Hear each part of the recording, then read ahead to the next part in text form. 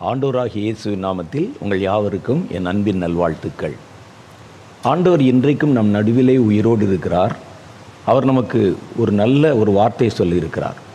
மரித்தேன், ஆனாலும் சதா சர்வ நாட்களிலும் நான் உங்கள் நடுவிலே உயிரோடு இருக்கிறேன் என்று.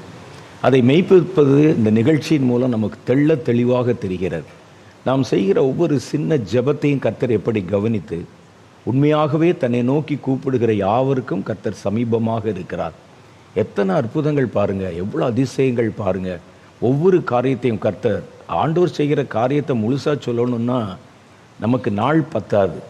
இப்போ நம்ம சொல்லுவதெல்லாம் ஒரு பானை சோற்றுக்கு ஒரு சோறு பதம்ங்கிற மாதிரி 1-2 சாட்சிகளை தான் இங்கே சொல்கிறாங்க, வாசிக்கிறாங்க.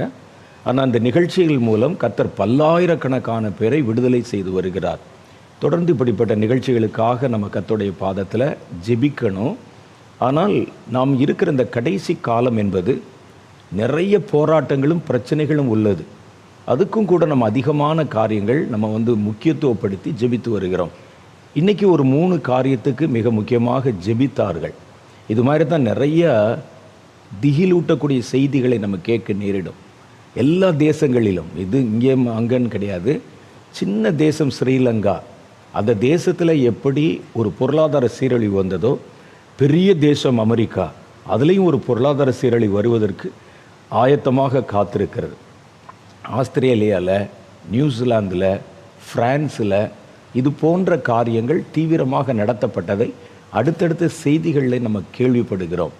அமெரிக்காவினுடைய பொருளாதாரத்தை பற்றி பேசினாங்க. ஏறத்தாழ 186 வங்கிகள் அடுத்தடுத்து தொடர்ந்து திவாலாவதற்கு காத்திருக்கின்றன. இதில் நமக்கு அமெரிக்காவில் தானே நடக்குது அப்படின்னு நம்ம நினைக்க முடியாது. காரணம் என்னன்னு கேட்டிங்கன்னா, உலகத்தில் இருக்கிற எல்லா வங்கிகளுக்கு நடுவிலும் ஒரு இணைப்பு இருக்கிறது. நல்ல வட்டி விகிதம் கொடுக்குற அல்லது ஷேர் அதிகமாக பெறுகிற தேசத்தில் இருக்கிற வங்கிகளில் மற்ற தேசத்து வங்கிகள் அங்கே அவர்களுடைய அந்த பங்குகளை வாங்கி வச்சுருப்பாங்க. இந்தியாவில் இருக்கிற ரிசர்வ் வங்கி இது மாதிரி பல தேசத்தின் பெரிய தேசத்தின் வங்கிகளிலே முதலீடு செஞ்சுருப்பாங்க. அந்த தேசம் அங்கே அடிபட ஆரம்பிச்சிச்சுன்னா அதனுடைய தாக்கம் பல தேசங்களிலே எதிரொலிக்க ஆரம்பிக்கும். திவாலா என்பது என்ன என்று உங்களுக்கு தெரியும். நான் ஒரு பெரிய தொழில் நஷ்டமடைந்து திவாலாகிவிட்டால் திவாலா நோட்டீஸ் கொடுத்துருவாங்க. நோட்டீஸ் கொடுத்துட்டா அந்த எவ்வளவு நஷ்டமடைந்ததோ அந்த நஷ்டத்தின் விகிதாச்சாரத்துக்கு ஏற்றபடி நம்முடைய பணத்தை திரும்ப கொடுப்பாங்க. ரொம்ப குறைந்த அளவு திவாலா, ஒரு நஷ்டம் அடைந்த ஒரு வங்கி, ஒரு தொழில் நிறுவனமாக இருந்ததுன்னா, நான் அதில் போட்ட என்னுடைய முதலீட்டில் 1/6 பங்கு தான் கொடுப்பாங்க. அந்த முதலீடு அந்த வந்த நஷ்டம் இன்னும் தீவிரமாக இருந்ததுன்னா அதற்கு ஏற்றபடி 1%, 2%, சில பகுதியில் ஒரு ஒன்றுமே கொடுக்க மாட்டாங்க. வங்கிகளை பொறுத்தளவில் என்ன அறிக்கை செய்வாங்க அப்படின்னு கேட்டால், இத்தனை லட்சம் வரைக்கும் நீங்கள் அந்த வங்கியில் இன்வெஸ்ட்மெண்ட் பண்ணியிருந்தீங்கன்னா, அதாவது குறிப்பாக 6 லட்சத்துக்கு மேலே நீங்கள் இன்வெஸ்ட் பண்ணியிருந்தீங்கன்னா உங்களுக்கு 1 லட்சம் ரூபாய் திருப்பி கொடுப்போன்னு சொல்லுவாங்க. அதுக்கப்புறம் 25 லட்சம் வரைக்கும் நீங்கள் போட்டிருந்தீங்கன்னா உங்களுக்கு 3 லட்சம் திருப்பி கொடுப்போம்பாங்க. இந்த 6 லட்சத்துக்கு குறைவாக காசு இன்வெஸ்ட் பண்ணியிருப்பாங்கல்ல, அவங்களுக்கெல்லாம் எதுவுமே கொடுக்க மாட்டாங்க. இந்த மாதிரியான சூழ்நிலை இதுதான் அந்த திவாலாவினுடைய வரம்பு முறைகள். இது மாதிரி நடந்ததுன்னா பல்வேறு இடங்களில் மிகப்பெரிய ஒரு பொருளாதார பஞ்சம் உண்டாகும். ஏற்கனவே நமக்கு சொல்லப்பட்டது போல இது மனிதர்களால் திட்டமிடப்பட்டு நடத்தப்படுகிற ஒரு காரியம். தேசங்களில் இருக்கக்கூடிய பொருளாதாரத்தை சரிவு செய்வதன் மூலம் ஜனங்களை பலவீனப்படுத்தப்பட்டவர்களை ஈஸியாக நம்ம அடிமையாக்கி விடலாம். பலவான்களை அடிமைப்படுத்துவது ரொம்ப கஷ்டம். அப்போ ஒட்டுமொத்த தேசத்தையுமே பலவீனப்படுத்தி அவருடைய வாழ்வாதாரங்களை பாதிப்புக்குள்ளாக்கி, கேள்விக்குறிக்குள்ளாக்கி, அவர்களை தங்களுடைய கட்டுப்பாட்டுக்குள்ளே கொண்டு வருவதற்கு ஒரு தீவிரமான முயற்சி அங்கே நடைபெறுகிறது. இதனால தான் நம்ம சொல்கிறோம், இது மாதிரி பயங்கரங்கள் வரும்போது வியாபாரத்தை ரொம்ப பாதிக்கும். வியாபாரிகள் நிறைய பேர் வங்கியில் பணம் போட்டிருப்பாங்க. ஒரு குறிப்பிட்ட அளவு தொகை போட்டவங்களுக்கு எதுவுமே திரும்ப வராது. சிலர் வங்கியில் கடன் வாங்கியிருப்பாங்க, அதை விடாப்பிடியாக வசூல் பண்ணிடுவாங்க. இது மாதிரி திடீரென்று ஒரு பெரிய டிசாஸ்டர், ஒரு எக்கனாமிக் டிசாஸ்டர் உண்டாச்சுன்னா பொருளாதாரம் ரொம்ப தள்ளாட ஆரம்பித்து விடும். அதனால தான் நேற்றைய தினத்தில் நான் சொல்லும்போது நாம் இதற்காக அதிகமாக ஜெபம் பண்ணணும், குறிப்பாக வியாபாரம் செய்கிறவங்க ஜெபம் பண்ணணும் என்பதை வலியுறுத்தி நான் உங்களுக்கு சொல்ல நேரிட்டது. இது மாதிரி நிறைய செய்திகளை நாம் தொடர்ந்து கேள்விப்பட்டு கொண்டே வருவோம். அதனால தான் இந்த கடைசி காலத்தில் கர்த்தர் நாம் தேவனிடத்தில் ஜெபம் பண்ணி இந்த பிரச்சனைகள், போராட்டங்கள், தீமைகளிலிருந்து தப்புவிக்கப்படுவதற்காக ஜெப ஆவியை நமக்கு தருவேன் என்று அவர் வாக்கு பண்ணியிருக்கிறார். அந்த ஜெப ஆவி நம்ம இதுவரைக்கும் நம்ம எல்லாரும் ஜெபம்தான் பண்ணி கொண்டிருக்கிறோம். அபிஷேகத்தையும் நம்ம பெற்றிருக்கிறோம். நிறைய பேர் பரிசுத்தாவின் அபிஷேகத்தையும் பெற்றிருக்கிறோம். நம்முடைய மனதில் ஒரு கேள்வி வரும், நம்ம தான் ஏற்கனவே அபிஷேகம் பண்ணப்பட்டு விட்டோமே, அப்புறம் எதுக்கு வேற ஒரு எக்ஸ்ட்ராவாக ஒரு ஜெப ஆவி? எனக்கு ஏற்கனவே கொடுக்கப்பட்ட அபிஷேகத்தை வைத்து என்னால் ஜெபம் பண்ண முடியுமே அப்படின்னு நீங்கள் சொன்னீங்கன்னா, இனி வருகிற பிரச்சனைகளும் போராட்டங்களும் அலை போல ஒன்றுக்கு மேல் ஒன்று வருகிறதுனால தான் கர்த்தர் ஜெபத்துக்கு மாத்திரம் அதிக முக்கியத்துவம் கொடுத்து நீங்கள் தீவிரமாய் உங்களை ஜெபிக்க வைப்பதற்காக ஒரு அபிஷேகத்தை மேலதிகமாக நமக்கு இந்த கடைசி நாட்களிலே வாக்கு பண்ணியிருக்கிறார். இதை பெற்றுக்கொண்டு ஜெபித்தா தான் கடைசி கால ஜெபத்தில் தான் கர்த்தர் சொல்லுகிறார், இவைகளுக்கெல்லாம் நீங்கள் தப்பிக்க வேண்டும். கர்த்தருடைய நோக்கம் அதுதான். சில ஊழியக்காரர்கள் பிரசங்கம் பண்ணுவாங்க, இந்த தீமையின் நாட்களில் நாமும் அந்த தீமையை அனுபவிக்கணும், நாமும் கஷ்டத்துக்கு நடுவில் தான் பரலோகத்துக்கு போகணும்னு. ஆனால் கர்த்தர் நீங்கள் அந்த தீமைகளிலிருந்து தப்ப வேண்டும் என்று தான் விரும்புகிறார். நம்ம தப்ப வேண்டும் என்பதற்காக ஒரு ஜெபத்தை கர்த்தர் நமக்கு வாக்கு பண்ணி இருக்கிறார். அந்த ஜெபம் இடைவிடாமல் கர்த்தருடைய பாதத்தில் ஜெபிக்கிற ஒரு ஜெபம், விழித்திருந்து ஜெபிக்கிற ஒரு ஜெபம். அப்போ விழித்திருந்துன்னா என்ன அர்த்தம்னு சொன்னால் அவேர்னஸ். இப்போ விழிப்புணர்வுன்னு சொல்கிறோம். கண்ணை முழிச்சிட்டு ஜெபம் பண்ணுறது இல்லை, விழிப்புணர்வு, ஒரு அவேர்னஸ். நம்மை சுற்றிலும் என்ன நடக்கிறது பார்த்தீங்களா? ஒரு வங்கின்னு சொன்ன உடனே, அமெரிக்காவில் இருக்கிற வங்கின்னு சொன்ன உடனே உடனே அதை குறித்த பல காரியங்களை நம்மால் நினைத்து பார்க்க முடிகிறது. அதை சொல்லி இதில் என்னென்ன ஆபத்து வரும் என்பதை யூகிக்க முடிகிறது. நம்மை சுற்றிலும் நடக்கிற காரியங்களை விழிப்புணர்வோடு நம்ம கவனிக்கணும். சாத்தான் என்ன தந்திரம் செய்கிறான், கர்த்தர் நமக்கு என்ன சகாயம் செய்கிறார், நம்மை சுற்றிலும் என்ன நடக்கிறது, நமக்கு வருகிற இந்த கண்ணியிலிருந்து தப்பித்து கொள்வதற்கு எந்த இடத்துல வழி இருக்கிறது, எப்படி தப்பிக்கணும், இதெல்லாவற்றையும் கர்த்தர் நமக்கு வெளிப்படுத்தி நம்மை தப்ப வைக்க வேண்டுமானால் அதற்கு இதுவரைக்கும் நம்ம செய்ததை காட்டிலும் தீவிரமான ஒரு ஜெபம் நமக்கு தேவைப்படுகிறது. அதனால தான் கர்த்தர் இந்த கடைசி நாட்களில் நமக்கு ஒரு ஆவியை, ஜெபிக்கக்கூடிய ஆவியை வாக்கு பண்ணியிருக்கிறார். இந்த பரிசுத்த ஆவியின் வல்லமை நம்ம மேலே வரும் பொழுது, நம்ம ஏற்கனவே பெற்றுக்கொண்ட பரிசுத்த ஆவி என்பது வேறு. அது எல்லாருமே நம்ம கர்த்தரிடத்தில் வந்து ஒரு நாள் ஜெபம் பண்ணின போது, பாவத்தை அறிக்கை செய்த போது, கர்த்தரை நம்முடைய சொந்த இரட்சகராக ஏற்றுக்கொண்ட போது கர்த்தர் நமக்குள்ளே அடிப்படையாய் ஒரு அபிஷேகத்தை கொடுத்தார். இந்த அபிஷேகத்தை குறித்து வேதம் சொல்லுகிறது, அது அப்பா பிதாவே என்று அழைக்கக்கூடிய புத்திர சுவிகாரத்தின் ஆவி. இந்த ஆவியை பெற்றவங்க தேவனுடைய பிள்ளைகளாய் மாற்றப்படுறாங்க. பிள்ளைகளாய் மாற்றப்பட்ட பிறகு அவங்களுக்கு மேலதிகமாய் பல வசதிகள் தேவைப்படுகிறது. நமக்கு கர்த்தர் ஒரு பிள்ளையை கொடுத்துட்டா அந்த பிள்ளை என்கிற அதிகாரம் மாத்திரம் இல்லை, அந்த பிள்ளைகளுக்கு நம்ம அந்தந்த நேரங்களுக்கு ஒவ்வொரு காரியங்களையும் நம்ம செய்து கொடுப்போம். ஸ்கூலுக்கு போவதற்கு வசதி செஞ்சு கொடுப்போம், அந்த ஸ்கூலுக்கு போவதற்கு வாகனங்கள் வசதி செஞ்சு கொடுப்போம், அடுத்து வேலைக்கு வசதி செஞ்சு கொடுப்போம். அப்படி அந்தந்த காலகட்டங்களில் செய்கிறோம்ல, அதே போல கர்த்தர் நாம் கர்த்தருடைய பிள்ளைகளாய் மாறுவதற்கு கொடுத்த, அடிப்படையாய் நமக்கு கொடுத்த புத்திர சுவிகாரத்தின் ஆவி தான் நம்ம பெற்றிருக்கிறோம். அடுத்து நம்முடைய வாழ்க்கையில், ஆவிக்குரிய வாழ்க்கையில் நம்ம சந்திக்க போகிற போராட்டங்கள், பிரச்சனைகள் இதெல்லாம் பார்க்கணும்னு சொன்னால் அது ஒவ்வொன்றுக்கும் ஒவ்வொரு அபிஷேகம், ஒவ்வொரு ஆவியை கர்த்தர் வாக்கு பண்ணி இருக்கிறார். அநேகர் நினைக்கிற மாதிரி ஆவியானவர் ஒருவரே என்று சொன்னாலும் ஆவியானவருக்கு அவருக்கு 7 தன்மைகள் இருக்கிறது. அது 7 விதங்களிலே அவர் செயல்படுகிறார். அதை வேதம் சொல்லும்போது கர்த்தருடைய ஆவி 7ஆய் இருக்கிறது என்று வேதத்தில் எழுதப்பட்டிருக்கிறது.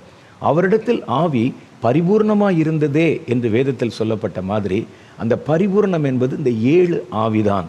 இந்த 7 ஆவியை குறித்து வெளிப்படுத்தின விசேஷம் 4வது அதிகாரம் 5வது வசனத்தில் நீங்கள் படித்து பார்த்தீங்கன்னா, கர்த்தருடைய சிங்காசனத்துக்கு முன்பாக நிற்கிற தீபங்கள், அந்த தீபம், அக்கினி தீபங்கள் அங்கே வைக்கப்பட்டிருக்கிறது. 7 தீபம் வைக்கப்பட்டிருக்கிறது. இந்த 7 தீபமும் கர்த்தருடைய 7 ஆவிகளை குறிக்கிறது என்று வேதம் சொல்லுகிறது.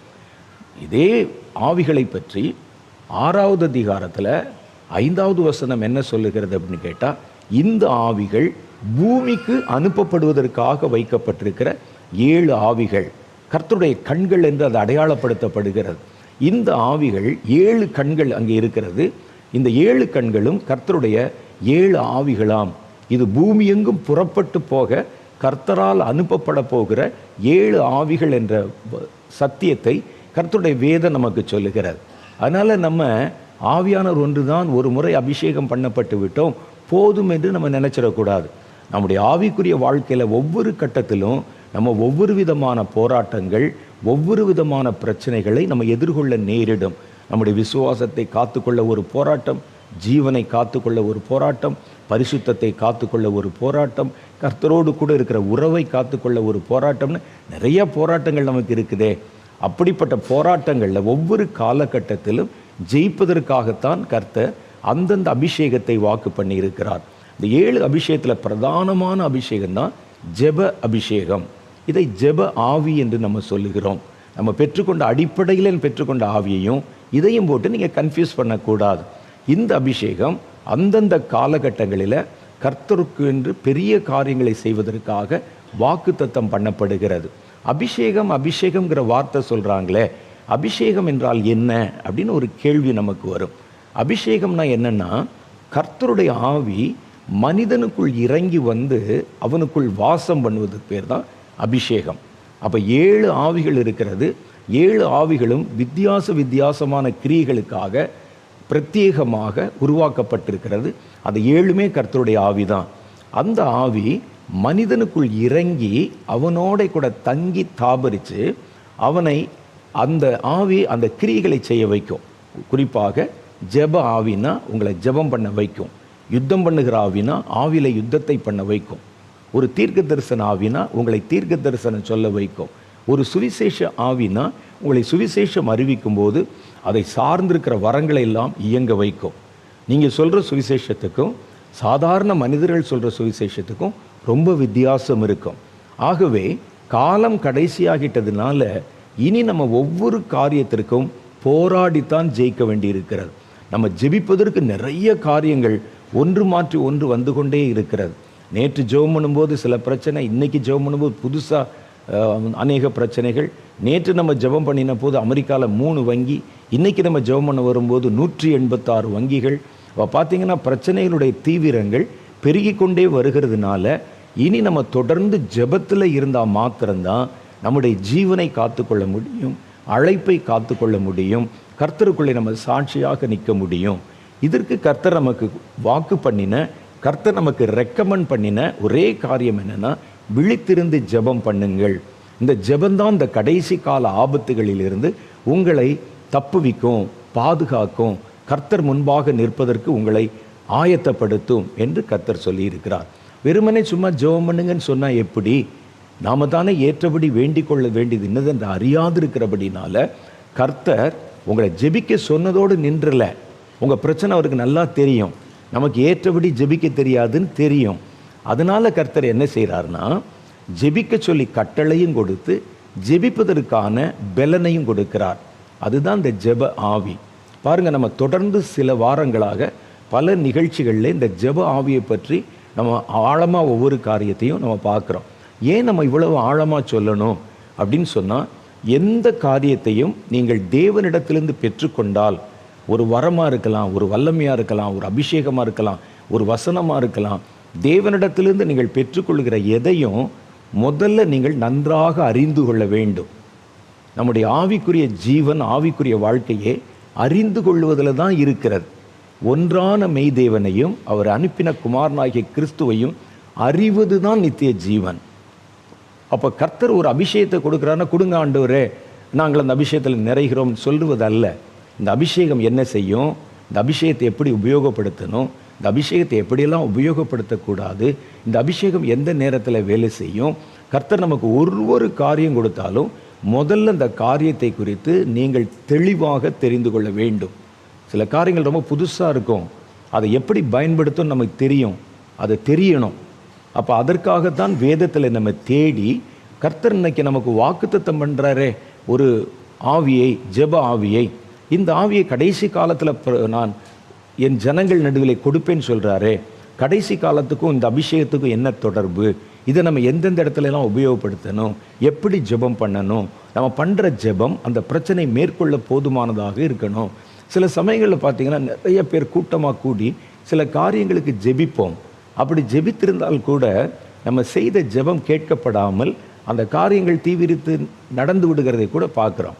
அந்த மாதிரி நேரங்களில் நம்முடைய மனதில் ஒரு கேள்வி வரும், நம்ம இவ்வளவு ஜெபம் பண்ணமே, ஆனால் நம்ம பண்ண ஜெபம் பண்ணியும் அந்த காரியம் நடந்து விட்டதுன்னு ஒரு கேள்வி வரும். ஜெபம் பண்ணது உண்மைதான், நம்ம பண்ணுற ஜெபம் ஏற்ற ஜெபமாக இருக்கணும். அது உண்மையிலே கர்த்தர் விரும்புகிற, கர்த்தருடைய செவிகளில் போய் ஏறுகிற, ஜெப தூப கலசத்தை நிரப்புகிற ஒரு ஜெபமாக இருக்கணும். அப்போ அந்த ஜெபத்தை எப்படி செய்வது நமக்கு தெரியாது. அதனால தான் ஆண்டவர் சொல்கிறாரு, ஏற்றபடி வேண்டிக் கொள்ள வேண்டியது இன்னதென்று நீங்கள் அறியாதிருக்கிறபடினால் ஆவியானவர் உங்களுக்குள் இருந்து வாக்கு கடங்காத பெருமூச்சலோட. இதை இன்னொரு வெர்ஷனில் சொல்லணும்னா, நீங்கள் ஏற்றபடி வேண்டிக் கொள்ள வேண்டியது இன்னதென்று அறியாதிருக்கிறபடினால் ஆவியானவர் உங்களுக்குள் இருந்து ஏற்றபடி உங்களை ஜெபிக்க வைக்கிறார் அப்படின்னு சொல்லலாம். அப்போ எப்படி ஜெபம் பண்ணால் இந்த ஜெபம் பரலோகத்துக்கு போகும், எப்படி ஜெபம் பண்ணால் இந்த ஜெபம் அதனுடைய பிரயோஜனத்தை கொடுக்கும், இதெல்லாம் ஆவியானவருக்கு தான் தெரியும். அதனால தான் நம்ம இதை டீட்டெயில்டாக பார்க்குறோம். ஒரு பொருள் நம்ம புதுசாக வாங்குகிறோம், ஒரு ஃப்ரிட்ஜு வாங்கினா கூட அதோடு சேர்த்து ஒரு மேனுவல், ஒரு புஸ்தகம் கொடுப்பாங்க. அந்த புஸ்தகத்தை நீங்கள் பார்த்தீங்கன்னா அந்த புஸ்தகத்தில் இதை எப்படி உபயோகப்படுத்துவது, இதற்கு எவ்வளோ மின்சாரம் செலுத்தணும், இதில் என்னென்ன ரிப்பேர் வர்றதுக்கு வாய்ப்பு இருக்குது, அதை கதவை திறந்து வைக்கலாமா, மூடி வைக்கணுமா, எப்படி பாதுகாக்கணும், ஒருவேளை பழுது வந்து விட்டால் எங்கே அந்த பழுதை நீக்கணும்னு சொல்லி ஒரு புஸ்தகம் நமக்கு கொடுப்பாங்க, ஒரு மேனுவல் இருக்கும். அதே மாதிரி தான் கர்த்தர் நமக்கு எல்லாவற்றையும் கொடுத்து ஒரு மேனுவல் கொடுத்துருக்கிறார், அது வேதம். அப்போ இந்த வேதத்தில் தேடி எனக்கு இப்போ புதுசாக ஒன்று வாக்குத்தத்தம் பண்ணியிருக்கிறாங்களே, எனக்கு ஒரு அபிஷேகத்தை தருவேன்னு சொல்லியிருக்கிறாங்களே, அதை பற்றி வேதம் என்ன சொல்லுகிறது, இதை நாங்கள் எப்படி பயன்படுத்தணும். நாங்கள் தொடர்ந்து எப்போதும் நாங்கள் ஜெபிக்கத்தான் செய்கிறோம். சபைக்கு போனால் ஜெபிக்கிறோம், வீட்டில் இருந்தால் ஜெபிக்கிறோம், நாங்கள் பெற்றுக்கொண்ட அபிஷேகத்தில் ஜெபிக்கத்தானே செய்கிறோம். இப்போ இதை தாண்டி வேறொரு எக்ஸ்ட்ராவாக ஜெப ஆவி என்று ஜெபத்துக்கென்றே பிரத்யேகமாக ஒரு ஆவியை கொடுத்தா ஏன் கொடுக்கணும்? இந்த ஆவியை குறித்து எனக்கு என்ன கர்த்தர் வைத்திருக்கிறார் என்பதை தெளிவாக தெரிந்து கொள்ளணும் என்பதற்காகத்தான் நான் ஒவ்வொரு காரியத்தையும் டீட்டெயில்டாக சொல்லி கொண்டு வருகிறேன். நீங்கள் குறி வச்சு அடிச்சிங்கன்னா பிரச்சனை விழணும். கீழே ஒரு 10 கல்லை வச்சுட்டு ஏதாவது ஒன்று அடித்து கோலியாத்து விழுவானா மாட்டானா நிற்கக்கூடாது. ஏனென்றால் இனி வருகிற பிரச்சனைகளை நீங்கள் எதிர்கொள்ளும் பொழுது நீங்கள் பிரச்சனையை ஜெயிக்காவிட்டால் பிரச்சனை உங்களை ஜெயித்து விடும். இனி வருகிற காலத்தில் தாவீது கோலியாத்து சம்பவத்தை மனசில் கொண்டு வரணும். தாவீது எரிந்த கல் அவன் மேல் படாமல் இருந்தால் என்ன ஆயிருக்கும் யோசிச்சு பாருங்க. கல்லெறியாமல் இருந்தால் கூட தப்பிச்சிருப்பார். கல்லெறிய போயிட்டார். அந்த கல்லை எடுத்து எரிகிறார். அது சரியான இடத்துல அடித்ததுனால தான் கீழே விழுந்தான். ஏதாவது ஒன்று அடிப்போம், விழுந்தா சரி விழுந்தான் சரின்னு செய்வதற்கு உண்டான காலம் இது அல்ல. இனி நமக்கு வருகிற பிரச்சனைகள் எல்லாமே அப்படித்தான். ஒன்று நீங்கள் அடிக்கணும் அல்லது அது நம்மை அடித்து விடும். நீங்கள் அதை மேற்கொள்ள ஜெயிக்கணும், இல்லாட்டா அந்த பிரச்சனை உங்களை ஜெயித்து விடும். இதனால தான் கர்த்தர் என்ன செய்கிறார்னா, வாழ்வா சாவா என்று வருகிற பிரச்சனைகள் தான் இனி கடைசி காலத்தில் திரளாக ஒன்றன் பின் ஒன்றாக வரும். அதனால கர்த்தர் நமக்கு வாக்குத்தத்தம் பண்ணி ஜெப ஆவி என்ற ஆவியை நமக்குள்ளே கொடுத்திருக்கிறார். எந்த நேரத்தில் எந்த பிரச்சனை எந்த திசையிலிருந்து வரும் என்று யாரும் கணிக்க முடியாத மாதிரி பூமியின் மேல் வரும் ஆபத்துகளை கேட்கிறதுனால ஜனங்களுடைய இருதயம் சோர்ந்து போம் என்று வேதத்தில் எழுதப்பட்டிருக்கிறது. பாருங்கள், 2020 ஜனவரி மாதம் வரைக்கும் அந்த வருஷம் நமக்கு முழுவதும் லாக்டவுன் ஆயிரும், நம்ம கஷ்டப்பட போகிறோன்னு யாருக்கும் தெரியாது. திடீரென்று ஒரு நாள் அறிவிப்பு வந்தது, திடீரென்று கதவுகளை அடைக்க சொன்னாங்க, எல்லாம் வாழ்க்கை முடங்கி விட்டது. இனி வர்றது எல்லாமே அப்படி தான் இருக்கும், எதிர்பார்க்காம வரும், திடீர்னு வரும். அந்த பிரச்சனைகள் எப்படி இருக்குன்னா, நீங்கள் அந்த பிரச்சனைகளை மேற்கொள்வதற்கு ஒரு வாய்ப்பு இருக்கும். மேற்கொள்ளாவிட்டால் அந்த பிரச்சனை உங்களை மேற்கொண்டு விடும். அதனால தான் கர்த்தர் என்ன சொல்கிறாருன்னா, யுத்தம் என்னுடையது, இதை நீ உன்னுடைய சுய பலத்தினாலெல்லாம் எதிர்க்க முடியாது. இதற்கு ஒரு எக்ஸ்ட்ரா ஒரு ப்ரேயர் தேவைப்படுகிறது. அந்த ஜெபம் அற்புதத்தை செய்யும். அந்த ஜெபம் உங்கள் பிரச்சனைகளை ஜெயித்து விடும். அதற்கென்று நான் ஒரு அபிஷேகத்தை வாக்கு பண்ணுகிறேன் என்று சொல்லி கர்த்தர் நமக்கு ஜெப ஆவி என்கிற பரிசுத்த ஆவியின் அபிஷேகத்தை தருகிறார். அப்போ இந்த அபிஷேகத்தை நமக்கு வாக்கு பண்ணியிருக்கிறார். இந்த வருஷத்திலே நான் இப்படிப்பட்ட அபிஷேகங்களை கட்டவிழ்ப்பேன் என்று கர்த்தர் சொல்லியிருக்கிறார். அப்போ முதல்ல நம்ம தெரிஞ்சுக்கிட்டோம்னா இந்த அபிஷேகத்தை பெறும்போது அதை எப்படி பயன்படுத்தணும் அப்படின்னு வரும். இன்னொன்று, இந்த அபிஷேகத்தை குறித்த நிறைய காரியங்கள் தெரியும் போது அதை பெற்றே ஆக வேண்டும் என்கிற ஆவலும் வைராக்கியம் நமக்குள்ளே வரும். கர்த்தரிடத்தில் எந்த ஒரு காரியத்தை கேட்டாலும் விடாப்பிடியாக கேட்கணும், எதிர்பார்ப்போடு கேட்கணும், இது எனக்கு வேண்டும் என்கிற ஆதங்கத்தோடு கேட்கணும். அப்போத்தான் கர்த்தர் அந்த காரியங்களை நமக்கு வாக்கியம் பண்ணுவார். ஏதோ சொல்கிறாங்களே, ஒரு கூட்டத்தில் ஒரு செய்தியில் சொல்கிறாங்களே, ஒரு ஜெபத்தை பண்ணி ஆண்டவரே ஜெப ஆவியை ஊற்றும் என்று சர்வசாதாரணமாக கேட்கக்கூடாது. அதை அறிஞ்சு தாகத்தோடு கேட்கணும். தாகம் உள்ளவன் மேல்தான் கர்த்தர் தண்ணீரை ஊற்றுவதாக சொல்லியிருக்கிறார். அப்போ அந்த தாகம் நமக்குள்ளே வரணும்னா இதனுடைய முக்கியத்துவம் என்னன்னு நமக்கு தெரியணும். அதனால தான் நம்ம இதை கொஞ்சம் கொஞ்சமாக நம்ம ஆழமாக பார்த்து கொண்டு வருகிறோம். சரி, இன்றைக்கி நம்ம பார்க்குற இந்த ஜெப அபிஷேகம், ஜெப ஆவி, இந்த ஜெப ஆவி கடைசி காலத்தில் நமக்கு ரொம்ப முக்கியமானது. அப்போ இந்த ஜெபத்தில் பல படிகள் இருக்கிறது, ஜெபத்தில் பல ரகசியங்கள் இருக்கிறது. நேற்றைய தினத்தில் நம்ம பார்த்தபோது என்ன செய்தோம்னா, ஆவியானவரோடு இணைந்து ஜெபம் பண்ணுவது எப்படி, நாம் தானே ஏற்றபடி வேண்டிக் கொள்ள வேண்டியது என்னதென்று அறியாதிருக்கிறபடினால் ஆவியானவர் நமக்குள் இருந்து வாக்கு கடங்காத பெருமூச்சலோட ஜெபம் பண்ணுகிறார். அப்போ ஆவியானவர் அபிஷேகம் நமக்குள்ளே வந்தவுடனே நம்ம எப்படி இந்த ஆவியானவரோடு இணைந்து ஜெபம் பண்ணுவது என்பதை நம்ம கற்றுக்கொள்ள வேண்டும். அதை குறித்து வேதத்தில் நேற்று நம்ம பார்த்தோம். ஆவியோடையும் ஜெபிப்பேன், கருத்தோடையும் ஜெபிப்பேன்.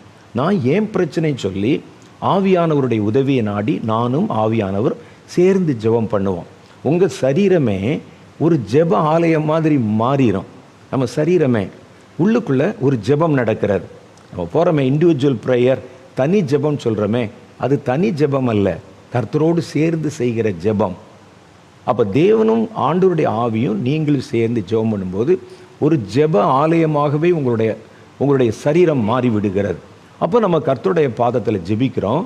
நீங்கள் உங்களுடைய கருத்துக்களை, ஜெப கருத்துக்களை, ஜெப காரியங்களை சொல்லுகிறீர்கள், ஆவியானுடைய உதவியை நாடுகிறீர்கள். உடனே ஆவியானவர் என்ன செய்கிறார், உங்களுடைய பிரச்சனைக்கு நீங்கள் ஜெபம் பண்ணும்போது அவரும் ஏற்றபடி அந்த ஜெபத்தை மாற்றுவதற்கு அவர் அதை பொறுப்பெடுத்து கொண்டு ஜெபிக்கிறார். அப்போ அந்த ஜெபமே வித்தியாசமாக மாறிடுது. நீங்கள் ஒரு பிரச்சனைக்கு ஜெபம் பண்ண ஆரம்பிக்கும் போது இருந்த நிலைமையும் அதற்கு கொஞ்ச நேரத்தில் ஆவியானவர் அதை டேக் ஓவர் பண்ணும்போது அந்த ஜெபம் வேறு ஒரு தன்மையை கொண்டதாக மாறும். நம்ம இதோடு நிறுத்திவிடக்கூடாது. ஒன்று இருக்குது. இன்னொன்று என்னென்னா, ஆவியானவர் தன்னுடைய மனதில் இருக்கிற தேவையை சொல்லணும். இப்போ நீங்களும் ஆவியானவரும் சேர்ந்து ஜெபம் பண்ணணும். இப்போ நம்ம 2 பேர் ஜெபம் பண்ணால் என்ன செய்வோம், நான் என் பிரச்சனை சொல்லுவேன், நம்ம 2 பேரும் ஜெபம் பண்ணுவோம். நீங்கள் உங்கள் பிரச்சனை சொல்லுவீங்க, நம்ம 2 பேரும் சேர்ந்து ஜெபம் பண்ணுவோம். அதே தான் ஆவியானவர் அவர் எதற்கு ஜெபிக்கணும் அப்படிங்கிற காரியத்தை சொல்லும்போது அவர் உங்களையும் இணைத்து கொண்டு நீங்கள் ஜெபம் பண்ணுறீங்க, கர்த்தர் உங்களை ஜெபிக்க வைக்கிறார். ஏன் அப்படி ஜெபிக்க வைக்கணும் அப்படின்னா, மனிதர்களுக்கான காரியங்கள் பூமியில் ஜெபம் பண்ணணும்னா ஒரு மனிதன்தான் அதற்கு உத்தரவாதம் எடுத்து ஜெபம் பண்ணணும். ஒருவேளை நம்ம நினைக்கலாம், அங்கிருந்து அவர் இங்கே வந்து என்னும் கூட சேர்ந்து ஜெபம் பண்ணுறதுக்கு பரலோகத்தில் அவ்வளவு தேவதூதர்கள் இருக்கிறாங்களே, அவங்களோட உட்காந்து ஒரு ஜெபக்குழுவை ஏற்படுத்தி ஏன் அவர் ஜெபிக்கக்கூடாது? அப்படி இல்லை, தேவதூதர்கள் ஜெபிக்க மாட்டாங்க, அந்த வேலை அவர்களுக்கு கொடுக்கப்படவில்லை. கர்த்தருடைய வேதம் அப்படித்தான் நமக்கு சொல்லுகிறது. மனுஷர் இருக்கிற இடத்துல மனிதர்களுக்கு ஒரு காரியத்தை கர்த்தர் செய்யணும். ஒரு ஆபத்து வருகிறது ஒரு பூமியை கர்த்தர் மனுபுத்திரருக்கு கொடுத்திருக்கிறார். அப்போ பூமியில் ஒரு காரியத்துக்கு நீங்கள் ஜெபம் பண்ணணும்னு சொன்னால், ஒரு காரியத்திற்காக நம்ம பிராது பண்ணணும்னு சொன்னால், அந்த பூமிக்கு சொந்தக்காரர்களாக மனிதர்கள் முதல்ல அவங்க கேட்கணும். அப்பொழுது ஆவியானவர் நமக்கு உதவி செய்வார். நான் பல முறை உங்களுக்கு ஒரு சம்பவத்தை சொல்லியிருக்கிறேன். கெத்செமனே தோட்டத்தில் இயேசு ஜெபித்து கொண்டிருக்கிறார். மனம் வியாகுலப்படுகிறது. அவருடைய வியர்வை துளிகள் இரத்தத்தின் பெருந்துளிகளாய் மாறி விழுகிறது. வியாகுலம் தாங்க முடியலை. உடனே பக்கத்தில் உறங்கி கொண்டிருக்கிற அவருடைய சீஷர்களை போய் தட்டி எழுப்புகிறார். என்னோடு கூட 1 மணி நான் இவ்வளவு சத்தத்தோடு ஜெபம் பண்ணுறேனே, இவ்வளவு வியாகுலத்தோடு ஜெபம் பண்ணுறேனே, அடக்கி கொள்ள முடியாமல் அடி வயிற்றிலிருந்து கதறி ஜெபம் பண்ணுறேனே, உங்களால் எப்படி இவ்வளவு நிம்மதியாக தூங்க முடிகிறது? என்னோடு 1 மணி நேரமாவது விழித்திருந்து ஜெபிக்கக்கூடாதா என்று கர்த்தர் அவர்களை அழைக்கிறதை பார்க்குறோம். ஆனால் அதே காட்சியில் நீங்கள் பார்க்குறீங்க, அவருடைய வியர்வை துளி இரத்தத்தின் பெருந்துளிகளாய் மாறி விழும்போது அவருக்கு உதவி செய்ய 2 தேவ தூதர்கள் பக்கத்தில் இருந்தாங்க. அப்போ கர்த்தர் இந்த தூதர்களை விட்டு ஏன் மனுஷரை போய் எழுப்பணும், என் கூட ஜெபம் பண்ண வாங்கன்னு. சரி, அவர்கள் தூங்குகிறார்கள், தூதர்களை நீங்கள் என் கூட சேர்ந்து ஜெபம் பண்ணுங்கன்னு சொல்லலாம்ல. ஜெபம் என்பது தூதர்களுக்கு உண்டானதல்ல, அது மனிதர்களுக்கு உண்டானது. அதுவும் பூமியில் ஒரு காரியத்தை கர்த்தர் செய்யணும்னா அவர் அந்த காரியத்தில் முதல்ல மனிதனை ஜெபிக்க நாடுகிறார். ஏன்னா கர்த்தர் இந்த பூமியை நமக்கு எழுதி கொடுத்து விட்டார், நீங்கள் சொல்லணும். அப்போ ஜெபம் பண்ணும்போது அவங்க நமக்கு உதவி செய்வாங்க. அதனால்தான் கர்த்தருடைய ஆவியானவர் உள்ளே வந்து நீங்கள் ஜெபிக்கும்போது அவரும் உங்களோடு சேர்ந்து ஜெபிக்கிறார். அப்போ அவருடைய மனசில் பல வேதனைகள் இருக்கும். இந்த பூமியில் அடுத்து நடக்க போகிற காரியம் என்ன, இனி என்னென்ன பிரச்சனை இருக்கிறது, இதெல்லாவற்றையும் சொல்லி உங்களை ஜெபிக்க வைப்பார். அந்த 2 பேரும் சேர்ந்து ஜெபிக்கிற ஜெபத்தின் முறையை நீங்கள் பழகி கொண்டால் உங்களுடைய ஜெபம் இனிமையாக மாறிவிடும். பல மணி நேரங்கள் நீங்கள் கர்த்தருடைய பாதத்தில் காத்திருந்து ஜெபிக்க முடியும். அப்போ கர்த்தர் பேசுவதுக்கு நீங்கள் இடம் கொடுத்துட்டீங்கன்னா, அவருடைய மனதில் இருப்பதை நீங்கள் அறிய கேட்கிறீர்கள் என்றால், ஆண்டவரே, நான் இவ்வளோ நேரம் என் பிரச்சனை சொன்னேன், நான் உம்முடைய மனதிலே உம்மை வாட்டி கொண்டிருப்பது எது? அழிந்து போகிற ஜனத்தை குறித்தா, அல்லது வரப்போகிற எழுப்புதலை குறித்தா, அல்லது அங்கே கீழே விழப்போகிற தேசங்களை குறித்தா? உம்முடைய மனசில் என்ன பாரம் இருக்கிறது? அதை சொல்லுங்க, நாம சேர்ந்து ஜெபம்னு சொல்லும்போது கர்த்தர் நமக்கு காரியங்களை வெளிப்படுத்த ஆரம்பிப்பார். ஒரு தரிசனத்தின் மூலமோ, ஒரு சத்தத்தின் மூலமோ, ஒரு சொப்பனத்தின் மூலமோ கர்த்தர் நம்முடைய இருதயத்திலே தன்னுடைய காரியங்களை வெளிப்படுத்த ஆரம்பிப்பார். உடனே உத்தரவாதம் பண்ணி ஜெபம் பண்ணணும். இப்படி ஜெபிக்க ஆரம்பிக்க கர்த்தருடைய நல்ல மதிப்பை நம்ம பெற்றுக்கொள்ளுகிறோம். ஜெபத்தில் 2 விதமான ஜெபம் இருக்கிறது. ஒன்று தேவனோடு உறவாடுகிற ஜெபம், இன்னொன்று ஊழியத்திலே பயன்படுத்துகிற ஜெபம். இப்போ உங்களுக்கு ஜெபம் பண்ணாங்க, ஊழியத்தில் ஒரு கூட்டம் முடிஞ்சோடனே அங்கே இருக்கிற ஜனங்களுக்கு, வியாதிகளுக்கு ஜெபம் பண்ணாங்க. அது ஊழியத்திலே பயன்படுத்துகிற ஜெபம். உறவாடுகிற ஜெபம் என்பது கர்த்தரும் நீங்களும் மாத்திரம் சேர்ந்து ஜெபிப்பது. அப்போ உங்கள் பிரச்சனையை நீங்கள் அவர்கிட்ட சொல்லும்போதோ, அவருடைய பிரச்சனை நீங்கள் ஏற்றுக்கொண்டு நீங்கள் ஜெபம் பண்ண ஆரம்பிக்கும் போதோ, உங்களுக்கும் கர்த்தருக்கும் நடுவில் இருக்கிற பாண்டேஜ் இருக்குது பாருங்கள், அது அப்படியே இறுக்கமாய்க்கொண்டே வரும். அது அப்படியே பெரிதாகிக்கொண்டே வரும். பேச பேசத்தானே நட்பு மலரும். இப்போ நீங்கள் பார்க்குறீங்க, முதல்ல பார்த்தோன்னே சிரிப்போம், அடுத்த முறை பார்க்கும்பொழுது ஹலோன்னு சொல்லுவோம், அடுத்த முறை பார்க்கும்போது நல்லா இருக்கீங்களான்னு கேட்போம். பேச பேச பேச என்ன நடக்கும்னு கேட்டிங்கன்னா, நமக்குள் இருக்கிற அந்த நட்பு பலப்பட ஆரம்பிக்கும். நீங்கள் அவரை பற்றி கவலைப்படுகிறீர்கள், அவர் உங்களை பற்றி கவலைப்படுகிறார். அந்த நட்பு பெருக ஆரம்பிக்கும். ஜெபத்தினுடைய 2 பரிமாணங்களையும் சேர்த்து செஞ்சால் சீக்கிரமே நீங்கள் தேவனுக்கு நெருக்கமான சிநேகிதர் போல மாறிடுவீங்க. நான் ஏற்கனவே சொன்னேன், சில சமயங்களில் நீங்கள் ஜெபத்தில் இல்லாமல் இருந்தால் கூட ஒரு அவசரம், ஒரு காரியத்துக்கு ஜெபம் பண்ணுன்னு சொன்னால் ஆவியானவர் உங்களை தட்டி எழுப்புகிறத பார்க்கலாம். நான் பேசணும், ஜெபம் பண்ணணும், வான்னு கேட்கலாம். அப்போ அது எவ்வளோ பெரிய நட்பாக இருக்கும். நட்பு மாத்திரம் இல்லை, எவ்வளோ பெரிய நம்பிக்கை உண்டாக்கி இருக்கிறது. நம்பிக்கை இருந்தால் தானே ஒரு ஆள்கிட்ட போய் நம்முடைய பிரச்சனையை சொல்லுவோம். அவர் கேட்டு விட்டு அப்படியான்னு சொல்லி அவர் திரும்பி அடித்து படுத்துட்டாருன்னா யாராவது போய் பேசுவாங்களா? அப்போ இந்த நட்புறவை பலப்படுத்தி கொள்ள இந்த இருமுனை ஜெபத்தை நீங்கள் செய்யணும். உங்களுக்கு அவரை ஜெபிக்க வைக்கணும், அவருடைய காரியத்தை நீங்கள் கேட்கணும். எடுத்தோடனே சொல்லிட மாட்டாங்க. சொல்லும் ஆண்டவர்னு சொன்னோன்னே எல்லாத்தையும் மடமடன்னு சொல்ல மாட்டாங்க. நீங்கள் நம்பிக்கைக்குரியவரான்னு பார்ப்பாங்க. நீங்கள் உண்மையிலேயே தன்னை குறித்து பாரப்படுகிறீங்களான்னு பார்ப்பாங்க. அதுக்கப்புறம் அவர் சொல்லுகிற காரியத்துக்கு நீங்கள் எவ்வளோ தூரம் இன்வால்மெண்ட் காட்டுறீங்கன்னு பார்ப்பாங்க. அந்த பாரத்தை உங்கள் பாரமாக உங்களால் சுமக்க முடிகிறதா, சுமக்கிறீர்களான்னு பார்ப்பாங்க. அல்லது பட்டும்படாமல் ஜெபிக்கிறீங்களான்னு பார்ப்பாங்க. இப்படி எல்லாம் நம்ம ஜெபம் பண்ண ஆரம்பிக்க உங்களுடைய தேவனோடு கூட இருக்கிற அந்த நெருங்கின உறவு பலப்படும். கர்த்தரிடத்திலே உறவாடுகிற ஜெபத்திலே நீங்கள் வளர்ந்து விட்டீர்களானால் ஊழியத்திலே நீங்கள் செய்கிற ஜெபத்தில் பெரிய வல்லமை நீங்கள் பார்ப்பீங்க. மரித்தவன் கூட அப்போ தான் எழுந்திருப்பான். மரணத்தின் விளிம்பில் இருக்கிறவன் அப்போ தான் காப்பாற்றப்படுவான். இயற்கைக்கு மேற்பட்ட காரியங்கள். எலியா என்ற பக்தன் ஜெபித்த போது கர்த்தர் வானத்தை அடைத்தார், வானத்தை திறந்தார், வானத்திலிருந்து நெருப்பு இறங்க வைத்தார். ஏன் அப்படின்னு சொன்னால் இவங்க அப்படியே ஜெல் ஆயிடுவாங்க கர்த்தரோட. அது எதில் வெளிப்படும் சொன்னால், நீங்கள் ஊழியத்தில் ஜெபிக்கிறீங்கள அங்கே வெளிப்படும். அது இயேசு அப்படித்தான் பாருங்கள். பிதாவும் இயேசுவும், இயேசு நமக்கு முன்மாதிரியாக வாழ்ந்து காண்பித்தார். பிதாவும் இயேசுவும் இந்த உலகத்தில் இருந்தபோது அவர்கள் எப்பொழுதும் ஒன்றாகவே இருந்தாங்க. பிதா தான் செய்யும்படி காண்பிக்கிறது எதுவோ அதை தாண்டி குமாரன் தாமா எதுவும் செய்ய மாட்டார். ஒரு வசனம் சொல்றார் இயேசு, பிதாவானவர் என்னை தனியாக இருக்க விடவில்லை அப்படின்னு. அவர் ஒரு பக்கம் பிரசங்கம் பண்ணாலும், பேசினாலும், நடந்தாலும், தூங்கினாலும், ஜெபித்தாலும் 2 பேரும் ஒன்றாகவே இருக்கிறார்கள். நானும் பிதாவும் ஒன்றாக இருக்கிறோம். பிதாவானவர் என்னை ஒரு நிமிஷம் கூட தனியாக இருக்க விடுவதில்லை என்று சொல்லுகிறார். அதனால தான் இயேசு ஒரு வார்த்தை சொன்ன உடனே அந்த ஜெபம் கேட்கப்பட்டது. இயேசு மனுஷனாக தானே வெளிப்பட்டார். அவர்களுடைய முறைகளை நீங்கள் ஃபாலோ பண்ணால் உங்களுக்கு அப்படி நடக்கும் என்பதை காட்டத்தானே கர்த்தர் இதெல்லாம் செய்து காண்பித்தார் நமக்கு. பாருங்க, காற்றும் கடலும் இறைகிறது. ஒரு வார்த்தை, ஒரு சின்ன ஜெபந்தான். ஒரு வார்த்தை சொன்ன உடனே அவைகள் எல்லாம் அடங்க ஆரம்பித்தது. சின்ன சின்ன ஜெபந்தான். எங்கேயுமே போய் அவர் ஒருவன் மரித்து விட்டான்னு சொன்னால் அந்த இடத்துல போய் ஒரு சின்ன ஜெபந்தான்.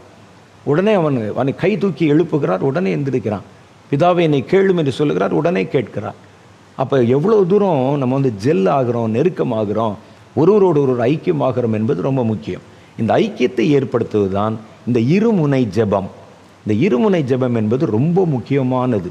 இதை நீங்கள் செஞ்சிட்டீங்கன்னா நீங்கள் வெளியே ஒரு ஊழியத்துக்காக நீங்கள் செய்கிற ஜெபத்துக்கு நீங்கள் கஷ்டப்படவே வேண்டியதில்லை.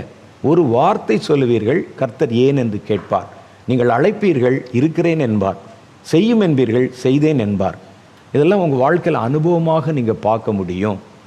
அது மாத்திரம் இல்லை, இந்த கடைசி நாட்களில் கர்த்தருடைய துணையும், கர்த்தர் உங்களோட நெருக்கமாக ஒரு ஜெப அறையில் மாத்திரம் இல்லை, உங்கள் வாழ்க்கையில் முழுசும் உங்கள் கூடவே இருக்கணும்னா அவரோடு இருக்கிற நட்புறவை நீங்கள் பலப்படுத்தி கொள்ளணும். அதற்கு நமக்கு கர்த்தர் கொடுக்கிறது தான் ஜெப ஆவி. இந்த ஜெப ஆவியை இருமுனை ஜெபத்திற்கு பயன்படுத்த தெரிந்து விட்டால் போதும். அப்போ இப்படிப்பட்ட ஜெபங்களை நம்ம செய்வதற்கு பிரதானமாய் நமக்கு என்ன தேவை அப்படின்னு கேட்டால், ஒன்று ஜெப ஆவி தேவை. அதை கர்த்தர் தந்து விடுகிறார். அதை இயக்குவதற்கு நம்ம என்ன தேவை, அதை இயக்கிறதுக்கு எக்ஸ்ட்ரா வேறு என்ன பவர் தேவைன்னா, நீங்கள் நல்லா ஒரு காரியத்தை அறிந்து கொள்ளணும். அந்நிய பாஷை வரம் நமக்கு தேவை.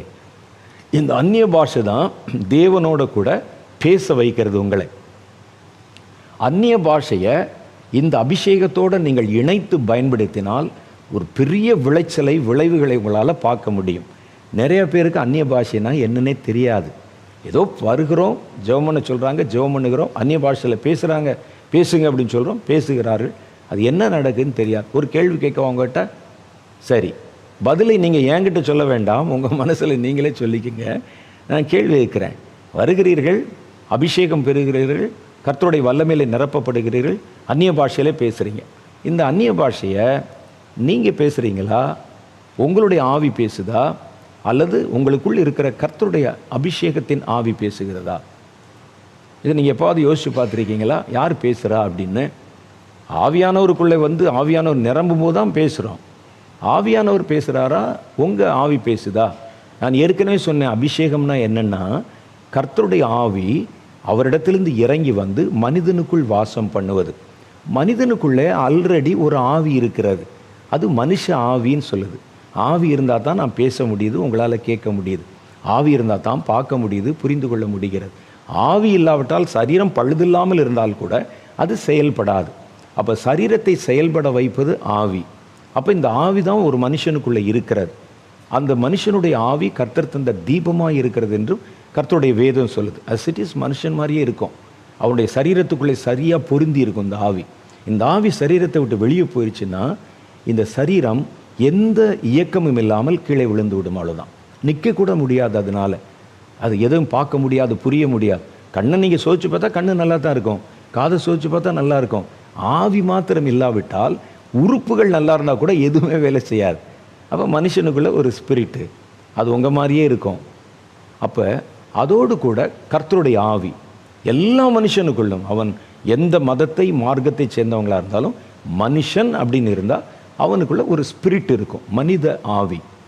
இப்போது நமக்கு என்ன செய்யுது, கர்த்தருடைய பிள்ளைகளுக்கு அதை தாண்டி அவனுக்கு உதவி செய்வதற்கும், அவனை நடத்தி செல்வதற்கும், பாதுகாப்பதற்கும், ஆலோசனை சொல்வதற்கும் கர்த்தர் தம்முடைய ஆவி அவனுக்குள்ளே கொடுக்கிறார். ஏன்னா இவனை எல்லாம் கரெக்டாக கொண்டு வந்து பரலோகத்தில் கொண்டு வந்து சேர்த்துடணும், நிலை நிறுத்தணும். அதுக்கு அந்த அபிஷேகம் அவனுக்குள்ளே கொடுக்கப்படுகிறது. இப்போ நீங்களும் நானும் அபிஷேகம் பண்ணப்பட்டவர்கள் 2 ஆவியை பெற்றிருக்கிறோம். கர்த்தருடைய ஆவி, நம்முடைய ஆவி. இப்போ 2ம் இருக்குது நமக்குள்ள. மற்றவர்களுக்கு அப்படி இல்லை. கர்த்தருடைய ஆவி அபிஷேகம் பெற்ற நமக்குள் இருக்கிறது. இப்போ என்னுடைய கேள்வி என்னென்னா, நீங்கள் அந்நிய பாஷை பேசுகிறீங்களே, அதை எந்த ஆவியில் பேசுகிறீங்க? ஏன்னா நம்ம ஜெபம் பண்ணும்போது ஆவியானவர் இறங்கும்போது தான் பேசுகிறோம் இல்லை? அப்படின்னா ஆவியானவர் தான் பேசுகிறாரா? மனுஷனுடைய ஆவி நானே பேச முடியும்னா அந்த அந்நிய பாஷையில் ஆவியானவர் இல்லாமலே என்னால் பேச முடியுமா? பேசலாமில்ல. அப்போ யார் பேசுகிறார் இந்த பாஷையை என்று நீங்கள் யோசித்து பார்க்கணும். நிறைய பேர் நம்ம என்ன நினைக்கிறோன்னு சொன்னால், அந்நிய பாஷையை பரிசுத்த ஆவியானவர் தான் பேசுகிறார் என்று நினைக்கிறோம். உண்மை என்னன்னு கேட்டால் 2 பேருமே பேசுகிறாங்க. 2 பேருமே பேசுகிறாங்க. ஆவியானவரும் தேவனும் மனுஷனும் பேசுகிறாங்க. மனுஷனுடைய ஆவியும் அந்த பாஷையிலே பேசுகிறது, தேவனுடைய ஆவியும் அந்த பாஷையிலே பேசுகிறது. ஏசாயா தீர்க்கதரிசியின் புஸ்தகம் 28வது அதிகாரம் 11வது வசனத்தில் நீங்கள் வாசித்து பார்த்தீங்கன்னா, நான் இந்த ஜனங்களோட பரியாச உதடுகளினாலும் அந்நிய பாஷையினாலும் நான் இந்த ஜனங்களுடனே பேசுவேன். அப்போ அந்நிய பாஷையில் யார் பேசுவாவா? நான் பேசுவேன். இந்த ஜனங்கள்கிட்ட நான் எப்படி பேசுவேன்? அந்நிய பாஷையில் பேசுவேன். எங்கேருந்து பேசுவார்? உங்களுக்குள்ளே இருந்து உங்கள் நாவை பயன்படுத்தி அந்நிய பாஷையில் உங்கள் கூட நான் பேசுவேன். அப்போ கர்த்தர் பேசுவார். 100 வசனம் சொல்லுது, 1 கொரிந்தியர் புஸ்தகம் 14:2, அந்நிய பாஷையில் பேசுகிறவன் தேவனோட ரகசியங்களை பேசுகிறான். அப்போ அந்நிய பாஷையில் பேசுகிறவன் என்றால் யார் பேசுகிறா? இந்த மனுஷனுடைய ஆவி அந்நிய பாஷையில் பேசுது. அப்போ நீங்களும் அந்நிய பாஷையில் பேசுகிறீங்க, கர்த்தரும் அந்நிய பாஷையில் பேசுகிறார். நல்லா கவனிங்க, அப்போ தான் நான் சொல்ல வர்றது புரியும் உங்களுக்கு. 2 பேருமே இங்கே இருக்கிற அந்த நாவை எடுத்து 2 பேருமே பேசுகிறாங்க. ஆவியானவர் எடுக்கும்போது அவர் பேசுகிறார், நீங்கள் உங்களுடைய ஆவியும் அதை பேச ஆரம்பிக்கிறது. இப்போ இதில் இந்த அபிஷேகத்தை நம்ம பெற்றுக்கொண்டு விட்டோம். அந்நிய பாஷை வரம் நமக்கு வருகிறது. ஒரு எழுத்து ஒரு வார்த்தை தான் வருது, அதுக்கு பேர் பாஷை இல்லை. இப்போ எனக்கு தமிழ் மொழி தெரியும், ஆனால் ஒரு எழுத்து தான் வருது, ஆன்னு சொல்கிறேன். அது தமிழா? அது பாஷையா? சிலர் பாருங்களேன், 2 வார்த்தை வச்சு அதையே பேசிகிட்டே இருப்பாங்க. எனக்கு தமிழில் 2 வார்த்தை தெரியும், வாங்க உட்காருங்க, வாங்க உட்காருங்கன்னு பேசுனா அது பாஷையா? அப்போ அப்படி இல்லை. பாஷைன்னா அதுக்கு ஒரு கட்டமைப்பு, அதற்கு ஒரு இலக்கணம். ஒரு ஆள் பேசுகிற மொழி நமக்கு புரியலைன்னா கூட ஒரு லாங்குவேஜ் பேசுகிறாங்க என்று நமக்கு தெரியும். ஆனால் கூட்டங்களில் தேவனுடைய பிள்ளைகளை நீங்கள் பார்த்தா அவங்க அந்நிய பாஷையில் பேசுகிற மாதிரி தெரியும். அது ஒரு கட்டமைக்கப்பட்ட ஒரு பாஷையாக நமக்கு தெரியாது.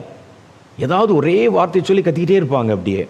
அப்படின்னா இன்னும் அந்த அபிஷேகத்தில் அந்நிய பாஷையில் வளரலை என்பது பொருள். அப்போ கர்த்தருடைய ஆவி நம்மிடத்தில் பேசுகிறார். இதில் நம்முடைய நாவை எடுத்து அவர் பேசணும். அடுத்து நீங்கள் அவரிடத்திலே ரகசியங்களை பேசுகிறீர்கள். இதில் என்ன தெரியுமா ஒரு பெரிய பியூட்டி என்னன்னு கேட்டிங்கன்னா, அந்நிய பாஷையை பெற்றவர்கள் கர்த்தரிடத்தில் மாத்திரம்தான் பேச முடியும். உங்கள் பாஸ்டர்கிட்ட நீங்கள் பேச முடியாது. எப்படி பேசியிருக்கீங்களா பாஸ்டர்கிட்ட அந்நிய பாஷை? அந்நிய பாஷை பாஸ்டர் உங்கள்கிட்ட பேச முடியாது. ஒரு கணவன் மனைவியினிடத்திலே அந்நிய பாஷை பேச முடியாது. மகனிடத்திலே தகப்பன் அந்நிய பாஷையிலே பேச முடியாது. எனக்கு இது சொல்லும்போது ஒரு சம்பவம் ஞாபகம் வருகிறது. பல வருடங்களுக்கு முன்னால் ஒரு ஏழை குடும்பத்தில் ஒரு பொண்ணுக்கு கல்யாணம் பண்ணணும். எங்கள் டீமில் இருக்க ஒருத்தருக்கு அந்த பொண்ணை பார்க்குறோம். அவங்க எப்படியாவது இந்த மாப்பிள்ளைக்கு கல்யாணம் பண்ணி வச்சிடணும்னு நினைக்கிறாங்க. அவங்க அபிஷேகத்தை ஏற்றுக்கொள்ளாத வேறு ஒரு சபை பிரிவை சேர்ந்தவங்க. எப்படியாவது இவருக்கு கல்யாணத்தை பண்ணி வச்சிடணும்னு நினைக்கிறாங்க. நானும் போயிருந்தேன், அவர் அந்த இடத்துல பொண்ணு பார்க்குறக்கு அந்த நண்பரை அழைத்து கொண்டு போயிருந்தேன். அப்போது ஒரு கேள்வி கேட்டோம், பொண்ணு ரட்சிகெல்லாம் பட்டிருக்கா, அந்நிய பாஷெல்லாம் பேசுமான்னு. அப்போ அவர் அவசரப்பட்டு அவருடைய தகப்பனார் சொல்கிறாரு, வீட்டில் கூட நாங்கள் ஒருத்தருக்குள்ள ஒருத்தர் அந்நிய பாஷை தாங்க பேசிக்கிறோன்னா பாருங்களேன் எங்கள் குடும்பம் எவ்வளோ பக்தியான குடும்பம்னு. அவர் சொல்லும்போதே தெரியுது அவருக்கு அந்நிய பாஷைக்கு சம்மந்தமே இல்லைன்னு. நீங்கள் நல்லா யோசிச்சு பாருங்கள், அந்நிய பாஷையில் யார்ட்டையா பேசியிருக்கீங்களா? பேச முடியுமா? உங்கள் பாஸ்டர்கிட்ட நீங்கள் பேசியிருக்கீங்களா? உங்கள் மனைவிகிட்ட பேசியிருக்கீங்களா? குழந்தைகிட்ட பேசியிருக்கீங்களா? அந்நிய பாஷை நீங்கள் பேசுகிற ஒரே இடம் கர்த்தரிடத்தில் தான் பேச முடியும். வேறு யார்கிட்டையும் பேச முடியாது உங்களால். தேவனிடத்தில் ரகசியம் பேசலாம், தேவனை துதிக்கலாம். அந்நிய பாஷையில் பல வெரைட்டி இருக்கிறது. ஆண்டவரை துதிப்பாங்க, அந்நிய பாஷையில் துதிப்பாங்க, பாவ அறிக்கை செய்வாங்க. சிலர் பார்த்தீங்கன்னா அந்நிய பாஷையை வியாக்கியானம் பண்ணுகிற வரம்னு ஒரு வரம் இருக்குது. அது தீர்க்க தரிசன வரம் பெற்றவர்களுக்கு ரொம்ப சுலபமாக தெரியும். அதை பார்க்கும்போது நமக்கு தெரியும். சிலர் அந்நிய பாஷையில் பேசுவாங்க, ஆனால் அவர்கள் அந்நிய பாஷையில் தங்களுடைய மறைவான பாவத்தை அறிக்கை செய்வாங்க. அந்த ஆவி அறிக்கை செய்யும். அதை இந்த ஆளுக்கு கூட தெரியாது எதை அறிக்கை செய்யுதுன்னு. அது உள்ளே இருக்கக்கூடிய பாவம், ரகசிய பாவம், அவருடைய எண்ணத்தில் இருதயத்தில் வர பாவத்தெல்லாம் அது அந்நிய பாஷையில் அறிக்கை செய்யும். எதை செஞ்சாலும் சிலர் ரகசியங்களை பேசுவாங்க. அப்போ ரகசியங்களை கர்த்தரோடு பேசினா இந்த ஆவி கர்த்தரிடத்தில் ரகசியத்தை கேட்கும், தனக்கு புரியாத காரியத்தை கர்த்தரிடத்தில் கேட்கும். கர்த்தர் அந்த ஆவிக்கு அந்த காரியத்தை கற்பித்து கொடுப்பார். இதெல்லாம் நம்முடைய சரீரத்துக்குள்ளே நடக்கும். அப்போ அந்நிய பாஷையில் நிறைய டைப் இருக்குது. ஏன்னா எனக்கு தெரிந்த மொழியிலே நான் என்ன வேணாலும் பேசலாம்ல. என்னுடைய நண்பர்கிட்ட பேசும்போது ஒரு மாதிரி பேசலாம், ஒருவன் அழுது கொண்டிருக்கிறவனுக்கு ஆறுதல் சொல்லலாம் அந்த மொழியில், ஒருவருக்கு நான் ஒரு காரியத்தை கற்பிக்கலாம் அந்த மொழியில். இப்படி பல விஷயம் இருக்குல்ல.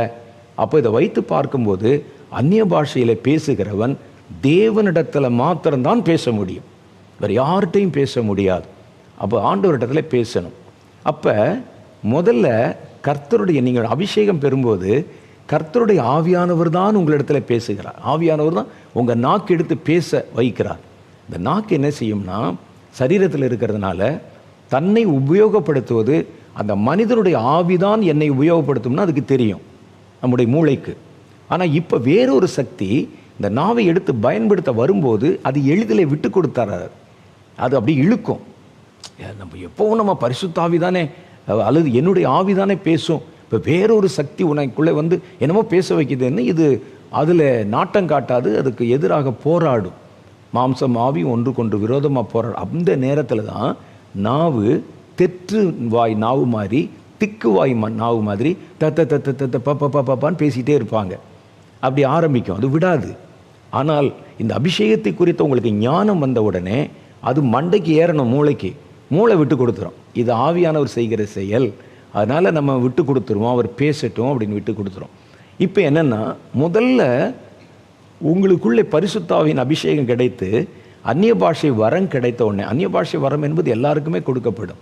அந்த அந்நிய பாஷை வரம் உங்களுக்குள்ளே வந்த உடனே கர்த்தருடைய ஆவியானவர் தான் முதல்ல உங்கள்கிட்ட பேசுவார். உங்கள் ஆவிக்கு அந்த மொழி முதல்ல உடனே தெரியாது, அந்த ஆவி தெரியாது.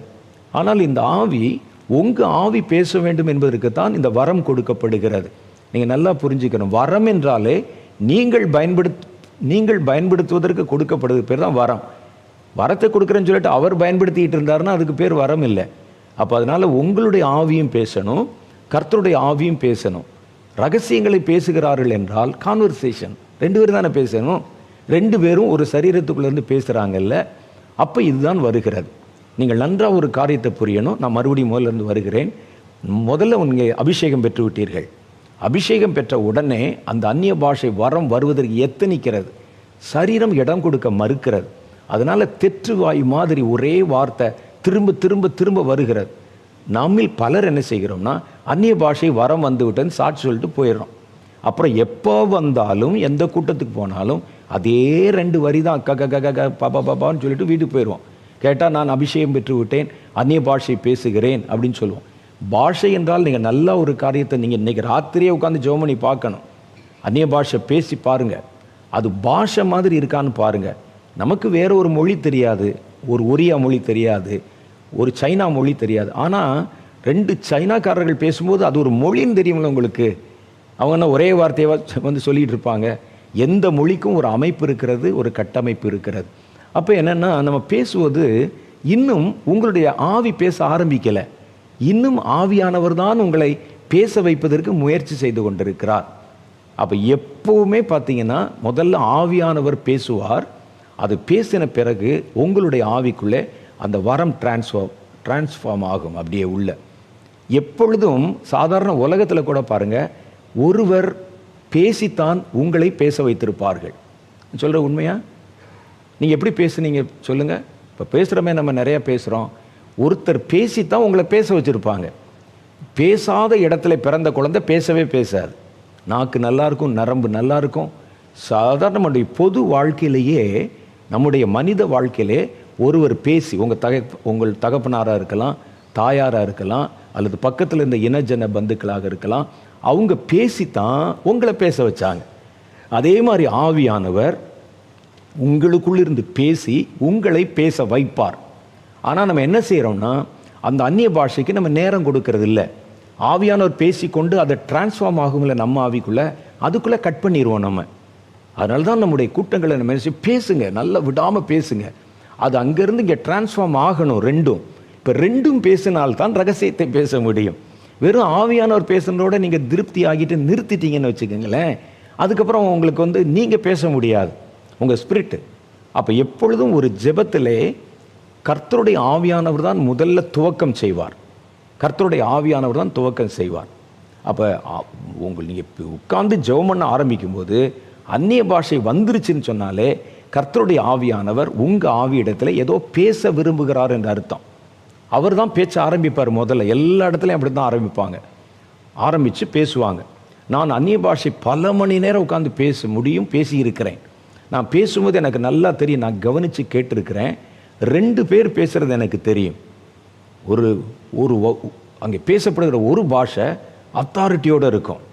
அதிகாரத்தோட, அல்லது கற்றுக் கொடுக்கிற ஆசிரியரை போல் இருக்கும், அல்லது கட்டளையிடுகிற எஜமானை போல் இருக்கும், அல்லது என்னுடைய சந்தேகத்தை நிவர்த்தி செய்கிற ஒரு ஆசானை போல் இருக்கும், ஏதோ ஒரு விதத்தில் இருக்கும், அல்லது என்னை ஆறுதல் படுத்துகிற ஒரு மனிதர் போல் இருக்கும். இந்த பாஷை நான் பேசுகிற பாஷை அழகாக ஒரு மொழி மாதிரியே வருகிறத நான் பார்த்துருக்கிறேன். அப்படி பேசி கொண்டிருக்கும் போதே அது அப்படி ட்ராக் மாதிரி இன்னொரு ஆள் பேசுகிற மாதிரி, அது ஒரு சிஷ்யனை போல, ஒரு எஜமானிடத்தில் பேசுகிற வேலையாளை போல பணிந்த ஒரு ஆவியாக அதை பேசுகிறது நானே கவனிச்சிருக்கிறேன். இதை நான் கூட்டத்தில் எல்லாம் அதிகமாக பயன்படுத்துவதில்லை. நம்ம அதிகமாக என்னுடைய தனி ஜெபத்தில் நான் பல மணி நேரங்கள் அப்படியே பேசும்போது, அந்நிய பாஷையில் பேசிகிட்டே இருக்கும்போது என்ன நடக்கும் அப்படின்னா, இந்த 2 பேர் பேசுகிற கான்வர்சேஷன் உண்டாகும். 2 பேர் பேசுவாங்க, நல்லா தெரியும். அவள் பேச ஆரம்பிக்கும்போது அந்த மொழி, இப்போ அந்த மொழிக்கு பேர் அந்நிய பாஷை. நீங்கள் உலகத்தில் எங்கேயும் போய் படிக்க முடியாது. யாராவது உங்களுக்கு அந்நிய பாஷை 30 நாளில் சொல்லித்தரேன்னு சொன்னால் நம்பி போயிடாதீங்க. அதெல்லாம் யாரும் சொல்லித்தர முடியாது. ரெப்பிடெக்ஸில் புஸ்தகமெல்லாம் கிடைக்காது. அந்நிய பாஷை தேவனுடைய ஆவியானவர் தான் கொடுக்கணும். அப்போ தேவனுடைய ஆவியானவர் பேசுகிறதை உங்கள் ஆவி துவக்க நிலைமையில் கேட்கத்தான் இந்த பாஷை அங்கேருந்து டிரான்ஸ்ஃபார்ம் ஆகும். என் தகப்பன் என் தாய் பேசின மொழி அவர்களிடத்துலேருந்து எனக்குள்ளே டிரான்ஸ்ஃபார்ம் ஆச்சு. உங்களுக்கு அப்படி தான் டிரான்ஸ்ஃபார்ம் ஆகிருக்கு. அதே மாதிரி ஆவியானவர் முதல்ல துவக்கம் பண்ணுவார். அந்த பாஷை உங்களுடைய ஸ்பிரிட்டுக்குள்ளே டிரான்ஸ்ஃபார்ம் ஆகும். அப்படி டிரான்ஸ்ஃபார்ம் ஆன பிறகு தான் அவர் பேசுவது இந்த ஆவிக்கு புரியும், இந்த ஆவி அவரிடத்துல பேச முடியும். இதற்கு நேரம் எடுக்கும். நமக்கு எல்லாத்துக்கும் அவசரம். நம்ம என்ன நினைப்போம்னா, ஒரு அபிஷேகம்னா இவ்வளோதான் போதும், ஒரு தண்ணியில் போய் கால் பட்டால் போதும். ஆனால் வேதம் சொல்லுது கணுக்கால் அளவில், முழங்கால் அளவில், முழுகி போகிற அளவுக்கு உள்ளே உட்காரணும். ஜெபம்னா உள்ளே ஃபுல்லாக இறங்கிருங்க. ஊழியம்னா முழு மனசாக இறங்கிருங்க. உன் கைக்கு செய்யும்படி நேரிடுகிறது எதுவோ அதை முழு பலத்தோடு செய்யணும் தானே கர்த்தருடைய வேதம் சொல்லுது. லேச தொட்ட உடனே நம்ம எல்லாம் பெற்றுக்கொண்டதா போல நாமாய் நினைத்து கொள்வதனால தான் நம்ம எந்த வரத்திலும் வளர முடியவில்லை. என்னுடைய அனுமானத்தின்படி நீங்கள் கேட்டிங்கன்னா, இருக்கிற எல்லா வரங்களுக்கும் மிக முக்கியமான வரம் என்றால் அந்நிய பாஷை வரம் தான் சொல்லுவேன். இந்த வரம் எல்லா வரத்தையும் இயக்குவதற்கான இயக்கு சக்தியாக இருக்கிறது. ஒரு காரில் எல்லாமே முக்கியம்தான், ஆனால் அந்த காரை இயக்குவதற்கு பெட்ரோல் இருக்கு பாருங்க, அதுதான் ரொம்ப முக்கியம். அதே மாதிரி தான் வரங்கள், எல்லா வரம் இருந்தாலும் இந்த வரங்களுடைய தெளிவான இயக்கத்திற்கு பரிசுத்த ஆவியிலே நமக்கு தருகிற அந்த அந்நிய பாஷை இருக்கு பாருங்க, இதுதான் எல்லா வரத்துக்கும் அடிப்படை என்பேன். எப்போ சொல்லணும், நான் நிறையா சொல்லணும், ஆனால் இதை மாத்திரம் நீங்கள் எளிய முறையில் புரிந்து கொள்ளுங்கள். அப்போ அந்நிய பாஷையில் நீங்கள் அதிகம் பேச பேச அது உங்களுடைய ஆவிக்குரிய வாழ்க்கையில் பல மாற்றங்களை கொண்டு வருகிறதை உங்களால் பார்க்க முடியும். அப்போது கர்த்தருடைய பாதத்தில் ஜெபத்தில் இருக்கும்போது கூட நம்முடைய ஆவி எதில் பேசும்னு சொன்னால் அந்நிய பாஷையில் பேச விடணும். அந்நிய பாஷையில் அப்போ உங்களுடைய கருத்துக்களை அவர் அங்கே பேசுகிறார். அதே நேரத்தில் ஒரு கூட்டத்தில் நான் ஜெபம் பண்ணும்போது நாங்கள் 2 பேரும் அந்நிய பாஷையில் பேசியிருந்தால் நீங்கள்லாம் வேடிக்கை பார்ப்பீங்க. நாங்கள் கூட்டத்தில் வரும்போது அதெல்லாம் குறைத்து கொள்ளுகிறோம். ஏன்னா நாங்கள் இப்போது உங்ககிட்டையும் பேசணும், கர்த்தரிடத்துலையும் பேசணும், அதனால் அதை குறைத்து கொள்ளுகிறோம். பவுல் சொல்லுகிறார், நான் உங்கள் எல்லாரை விட அதிகமாய் அந்நிய பாஷை பேசுகிறேன், ஆனால் அது நானும் தேவனும் அறியும்படி என்னுடைய அந்தரங்கத்திலே பேசுகிறேன். அதுதான் வெற்றியின் ரகசியம். பவுல் ஏன் இவ்வளவு ஞானம் உள்ளவராக இருந்தார்? இவ்வளவு பெரிய சபைக்குண்டான வெளிப்பாடுகள் பவுலுக்கு ஏன் கொடுக்கப்பட்டது? ரகசியம் அதுதான். நான் உங்கள் எல்லாரை விட அதிகமாய் அந்நிய பாஷையிலே பேசுகிறேன், அது நானும் என் தேவனும் அறிய பேசுகிறேன் என்கிறார். அப்போ இந்த பாஷை ஜெப ஆவிக்கு ரொம்ப முக்கியம். நான் சொல்லுகிற இந்த ஆவிக்குரிய ஜெபம் பண்ணுவதற்கு இந்த அந்நிய பாஷை கண்டிப்பாக அவசியம். நமக்கு இந்த பாஷை நம்மை தேவனோடு கூட பேச வைக்கிறது. இந்த பாஷை கர்த்தருடைய ஆவியில் இருக்கிற பாஷை உங்களுடைய ஆவிக்கு டிரான்ஸ்ஃபார்ம் ஆகணும். நீங்கள் அபிஷேகம் பண்ணப்பட்ட உடனே பேசுகிறீங்களே, உடனே உங்களுடைய ஆவி பேசிடாது. அது முதல்ல அது கவனிக்கும். அதை தான் சொல்கிறேன், ஒரு மனிதனை பேச வைக்க இன்னொரு மனிதன் பேசின வார்த்தையை கேட்டு தான் இன்னொரு மனிதன் பேசுகிறான். என்னை பேச வைக்க எத்தனையோ பேர் முயற்சி பண்ணி தான் பேசியிருக்கிறாங்க. அவர்கள் துவக்கம் பண்ணினார்கள், நான் அதை பெற்றுக்கொண்டு விட்டேன். நீங்களும் அப்படி தான் பெற்றுக்கொண்டீங்க. அந்நிய பாஷைக்கு அதே விதிமுறை தான். அப்போ இந்த பாஷை யார் பேச முடியும்? கர்த்தர் தானே பேச முடியும். அதுக்கு தான் சொல்கிறது, நீங்கள் தனி ஜெபத்தில் ஒரு ஜெபத்துக்குள்ளே நீங்கள் போகிறதுக்கு முன்னால் நல்லா அந்நிய பாஷை பேசுவதற்கு இடம் கொடுங்கள். அப்போ அந்த அந்நிய பாஷை பேசும்போது நீங்கள் கவனிங்க, இது கர்த்தருடைய ஆவி எப்போவுமே ஆவியில் நிரம்பும் போது முதல்ல பேச்சை துவக்குவது பரிசுத்த ஆவியானவர் தான் பேச்சை துவக்குவார் எப்போவுமே. அது அங்கேருந்து உங்கள்கிட்ட டிரான்ஸ்ஃபார்ம் ஆவதற்கு கொஞ்சம் நேரம் ஆகும். அதுக்குள்ளே நீங்கள் சோர்ந்துடக்கூடாது. நம்ம தான் அந்நிய பாஷை பேசிட்டோமே அப்படின்னு நீங்கள் நினச்சிடக்கூடாது. அந்நிய பாஷை பேசினா அதில் ஒரு செய்தியை பெற்றுக்கொள்ளணும், ஒரு பலத்தை பெற்றுக்கொள்ளணும், ஒரு ஞானத்தை பெற்றுக்கொள்ளணும், ஒரு ரகசியத்தை பெற்றுக்கொள்ளணும், அறிவை பெற்றுக்கொள்ளணும். பாஷை பேசுகிறேன்னு ஒரு 2 வரை பேசிட்டு நான் பாட்டுக்கு அமைதியாக இருந்தால் எனக்கு அந்த பாஷையினால் என்ன பயன் இருக்கும்? யோசித்து பாருங்கள். அப்போ இந்த பாஷை எஸ்பெஷலி கர்த்தரிடத்தில் மாத்திரம்தான் பேச முடியும். வேறு யார்கிட்டையும் இந்த பாஷையை வச்சு நீங்கள் பேச முடியாது. குறிப்பாக மனிதர்களிடத்தில் நீங்கள் பேச முடியாது, பயன்படுத்த முடியாது. அப்போ நம்ம முழுக்க தேவனிடத்தில் பேசணுங்கும்போது கர்த்தருடைய ஆவியானவர் நமக்குள் முதல்ல இறங்கி அவர் துவக்கம் பண்ணுவார், உங்கள்கிட்ட பேச ஆரம்பிப்பார். இப்போ 2 பேர் பக்கத்தில் உட்காந்தா யார் முதல்ல பேசுறது அப்படின்னு இருக்கும்ல. சில சமயங்களில் புதுசாக யாராவது இருப்பாங்க, அப்படியே நம்ம அப்படியே பார்த்துக்கிட்டே இருப்போம், என்ன எப்படி பேச்ச ஆரம்பிக்குன்னு பார்ப்போம், அது மாதிரி இருக்கும்ல. ஆனால் ஆவியில் முதல்ல பேச்சை துவக்குகிறவர் பரிசுத்த ஆவியானவர் தான் பேச்சை துவக்குவார். அப்போ பரிசுத்த ஆவியானவர், இப்போ நம்ம சொல்கிறோம் அந்நிய பாஷை ஜெபத்தில் மாத்திரம் ஏன் வருகிறது, மற்ற நேரத்தில் நம்ம ஏன் அந்நிய பாஷை பேசலை, நம்முடைய ஆவி அந்நிய பாஷை பேசக்கூடிய ஆற்றல் உள்ளதாக இருந்தாலும் ஏன் பேசலை அப்படின்னு சொன்னால், கர்த்தரிடத்திலே நீங்கள் பேச ஆரம்பிக்கும். கர்த்தரிடத்தில் தான் பேசணும், நீங்களே தனியாக பேசிகிட்டு இருக்க முடியாது. கர்த்தரிடத்தில் பேசும்போது தான் அந்த வரம் வேலை செய்யும். அப்படி இல்லாட்டின்னா நீங்கள் இப்போ கர்த்தர் உங்களிடத்துல தொடர்பில் இல்லை, நல்லது நீங்கள் பேசலைன்னு சொன்னால் அது தானாயெல்லாம் பேசாது, பேசுகிற ஆள் வேணும் இல்லை. அப்போ கர்த்தர் நம்முடைய ஜெபத்திலே அந்த வார்த்தைகளை துவக்கம் பண்ணுகிறார். முதல்ல அவர் தான் முதல்ல பேச ஆரம்பிப்பார். நீங்கள் உட்கார்ந்து இன்னைக்கு நைட்டு ஜெபம் பண்ணி பாருங்கள், உங்களுக்கு தெரியும். ஆவியானவர் முதல்ல அந்த அந்நிய பாஷையில் பேசுவார், தெரியும் உங்களுக்கு, அது கர்த்தர் பேசுகிறார்னு தெரியும். நீங்கள் நல்லா பாருங்கள், நீங்கள் பேசுகிற பாஷை ஒரே ஒரு வார்த்தை 2 வார்த்தையில் முடிஞ்சு போகுதுன்னு சொன்னால் இன்னும் நீங்கள் அந்த பாஷை வரத்தை பூர்ணமாய் பெற்றுக்கொள்ளவில்லை என்பது பொருள். அந்த பாஷை என்ன மாதிரி பாஷையாக கூட இருக்கலாம், ஆனால் ஒரு பாஷை என்று உங்களுக்கு தெரியணும். அது ஒரு எழுத்து 2 எழுத்தில் என்ன பாஷை இருக்குன்னு சொல்லுங்கள். அப்போ இருக்காது. சிலர் பார்த்தீங்கன்னா கம இப்படி எதையா பேசுவாங்க. அதோடு அல்ல, நம்ம ஒரு ஆள் வெளியிருந்து கேட்டால் ஏதாவது பேசுகிறான்னு தெரியணும் உங்களுக்கு. அது பேர் தானே மொழி. அந்த மொழி புரிய விட்டால் கூட ஒரு மொழி பேசுகிறாருன்னு தெரியணும். அது மாதிரி வருதான்னு முதல்ல டெஸ்ட் பண்ணுங்கள். உங்களுக்கு நீங்கள் ஜெபம் பண்ணும்போது அப்படி பேசி கொண்டிருக்கும்போது தேவனுடைய ஆவியானவர் பேசும்போது நீங்கள் அமர்ந்திருந்து கேளுங்க, கட் பண்ணிடாதீங்க. நமக்கு புரியலை போதும், அடுத்து நமக்கு ஜெபிக்கிறதுக்கு நேரம் இருக்குது விடாதீங்க. அது பொது கூட்டங்களில் நம்ம அப்படி செய்ய முடியாது, தனி ஜெபத்தில் செய்யணும். நீங்கள் அந்த ஆவியானவரிடத்தில் இருந்து வருகிற அந்த பாஷை, கர்த்தருடைய ஆவியானவர் தான் முதல்ல பேசுகிறார். நான் இந்த ஜனத்தோட அந்நிய பாஷையினாலும் நான் அந்த ஸ்டாமரிங் அந்த லிப்ஸ் வழியாகவும் நான் பேசுவேன், ஒரு பரியாச உதடுகள் மூலமும் அந்நிய பாஷையினாலும் அவர்களோடு நான் பேசுவேன். அப்போ கர்த்தர் சொல்ல முதல்ல நான் தான் பேசுவேன் அப்படின்னு சொல்கிறார்ல, அவர் முதல்ல பேசுவார். அவர் பேச ஆரம்பிக்கும் போது நீங்கள் நல்லா பேசாமல் விட்டுருங்க, உங்கள் ஆவி கேட்கட்டும். அதை நீங்கள் உடனே பார்த்துட்டு நமக்கு ஒன்றுமே புரியலை, நேரமாச்சே, நம்ம ஏதோ சும்மா பேசி கொண்டிருக்கிறோமே, தலைமுறையில் வாழும் முறையிலன்னு விடாதீங்க, நிறுத்திடாதீங்க. ஆவியில் நீங்கள் கட் பண்ணிங்கன்னா நிறுத்தினீங்கன்னா ஆவியானவர் அவரும் நிறுத்தி கொள்ளுவார். நம்ம 2 பேரும் பேசிகிட்டு இருக்கோம், நீங்கள் டக்குன்னு எந்திரிச்சு போனால் நானாக உட்காந்து பேசுவோன்னா அந்த கனெக்ஷன் போயிடும். அதனால் விட்டுருங்க. இன்றைக்கி ராத்திரியே செஞ்சு பாருங்கள், பேசிகிட்டே இருங்க. அப்படியே பேசிக்கொண்டே இருக்கும்போது நீங்கள் பார்த்தீங்கன்னா அந்த பாஷை உங்களுடைய ஆவிக்குள்ளே டிரான்ஸ்ஃபார்ம் ஆகுறது தெரியும் உங்களுக்கு. அது வரைக்கும் விடாதீங்க. ஒரு முறை டிரான்ஸ்ஃபார்ம் ஆகி அந்த ஆவியானவர் பேசுகிற, நம்ம இப்போ இருக்கிற லாங்குவேஜில் சொல்லணும்னா, அந்த ஆவியானவருக்குள் இருக்கிற அந்நிய பாஷை உங்களுக்குள்ளே டவுன்லோட் ஆயிடுச்சுன்னா அப்புறம் உங்களுடைய ஆவி கர்த்தரோடு தாராளமாய் பேச முடியும். அதற்கு பின்பு நீங்கள் எப்பொழுது தேவனுடைய பாதத்தில் முழங்கால் படியிட்டாலும் கர்த்தர் தான் முதல்ல பேசுவார். பேசணுன்னு நீங்கள் அதோட கட் பண்ணிடாதீங்க. போதும், நம்ம 2 நிமிஷம் அந்நிய பாஷை பேசிட்டோம், இப்பொழுது ஜெபம் பண்ணுவோம், இதுக்கெல்லாம் இப்போ ஒன்றும் அவசரம் இல்லை. நீங்கள் ஆவியில் ஜெபம் பண்ணி பாருங்களேன், அந்த ஜெபம் வித்தியாசமாக இருக்கும். டைரெக்டாக கர்த்தரிடத்தில் போயிடும். அது நாம் என்ன நினைக்கிறோன்னா, நமக்கு இப்படி சொல்லி அப்படி கொஞ்சம் வசனங்களோடு நம்ம ஜெபம் பண்ணால் தான் ஜெபம் என்று நினைக்கிறோம். கர்த்தர் பேசுகிறாரு, இப்போ பக்கத்தில் நிற்கிறார். இப்போது 2 பேரும் இப்போ ஆவியில் நம்ம நிறைந்திருக்கிறோம். கர்த்தர் தன்னுடைய பாஷையின் மூலம் உங்கள் நாவை எடுத்து பயன்படுத்தி பேசுகிறார்.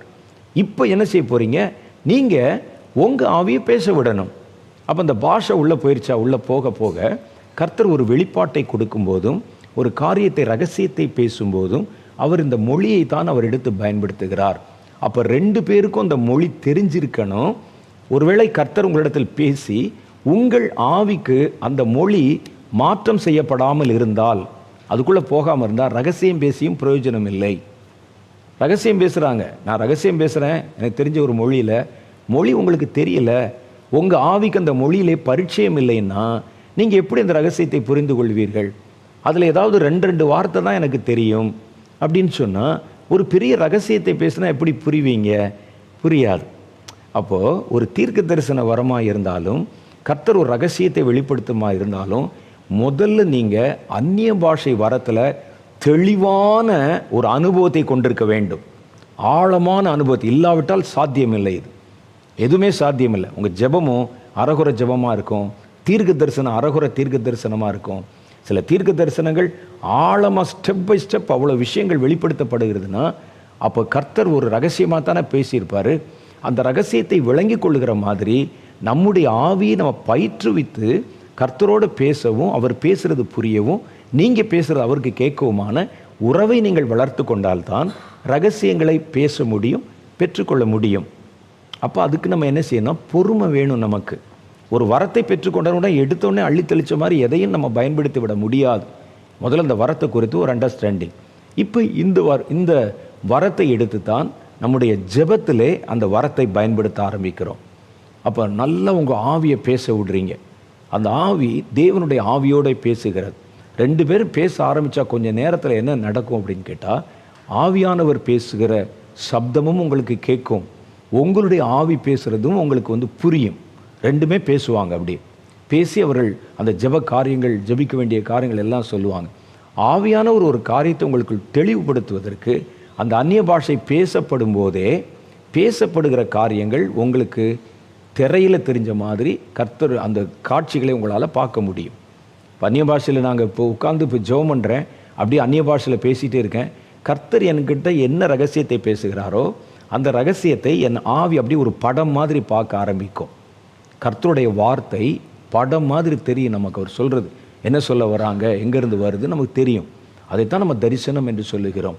அப்போ நம்ம இதில் ஜெபம் பண்ண ஆரம்பிக்கும் போது கர்த்தர் நமக்கு ஒரு தரிசனம் கொடுக்கணும். இது தீர்க்க தரிசனம் அல்ல. நீங்கள் எதற்கு ஜெபம் பண்ண வேண்டும் என்ற காரியத்தை கர்த்தர் பேசும்போது அது உங்களுக்கு தரிசனமாக விரிவடையும்.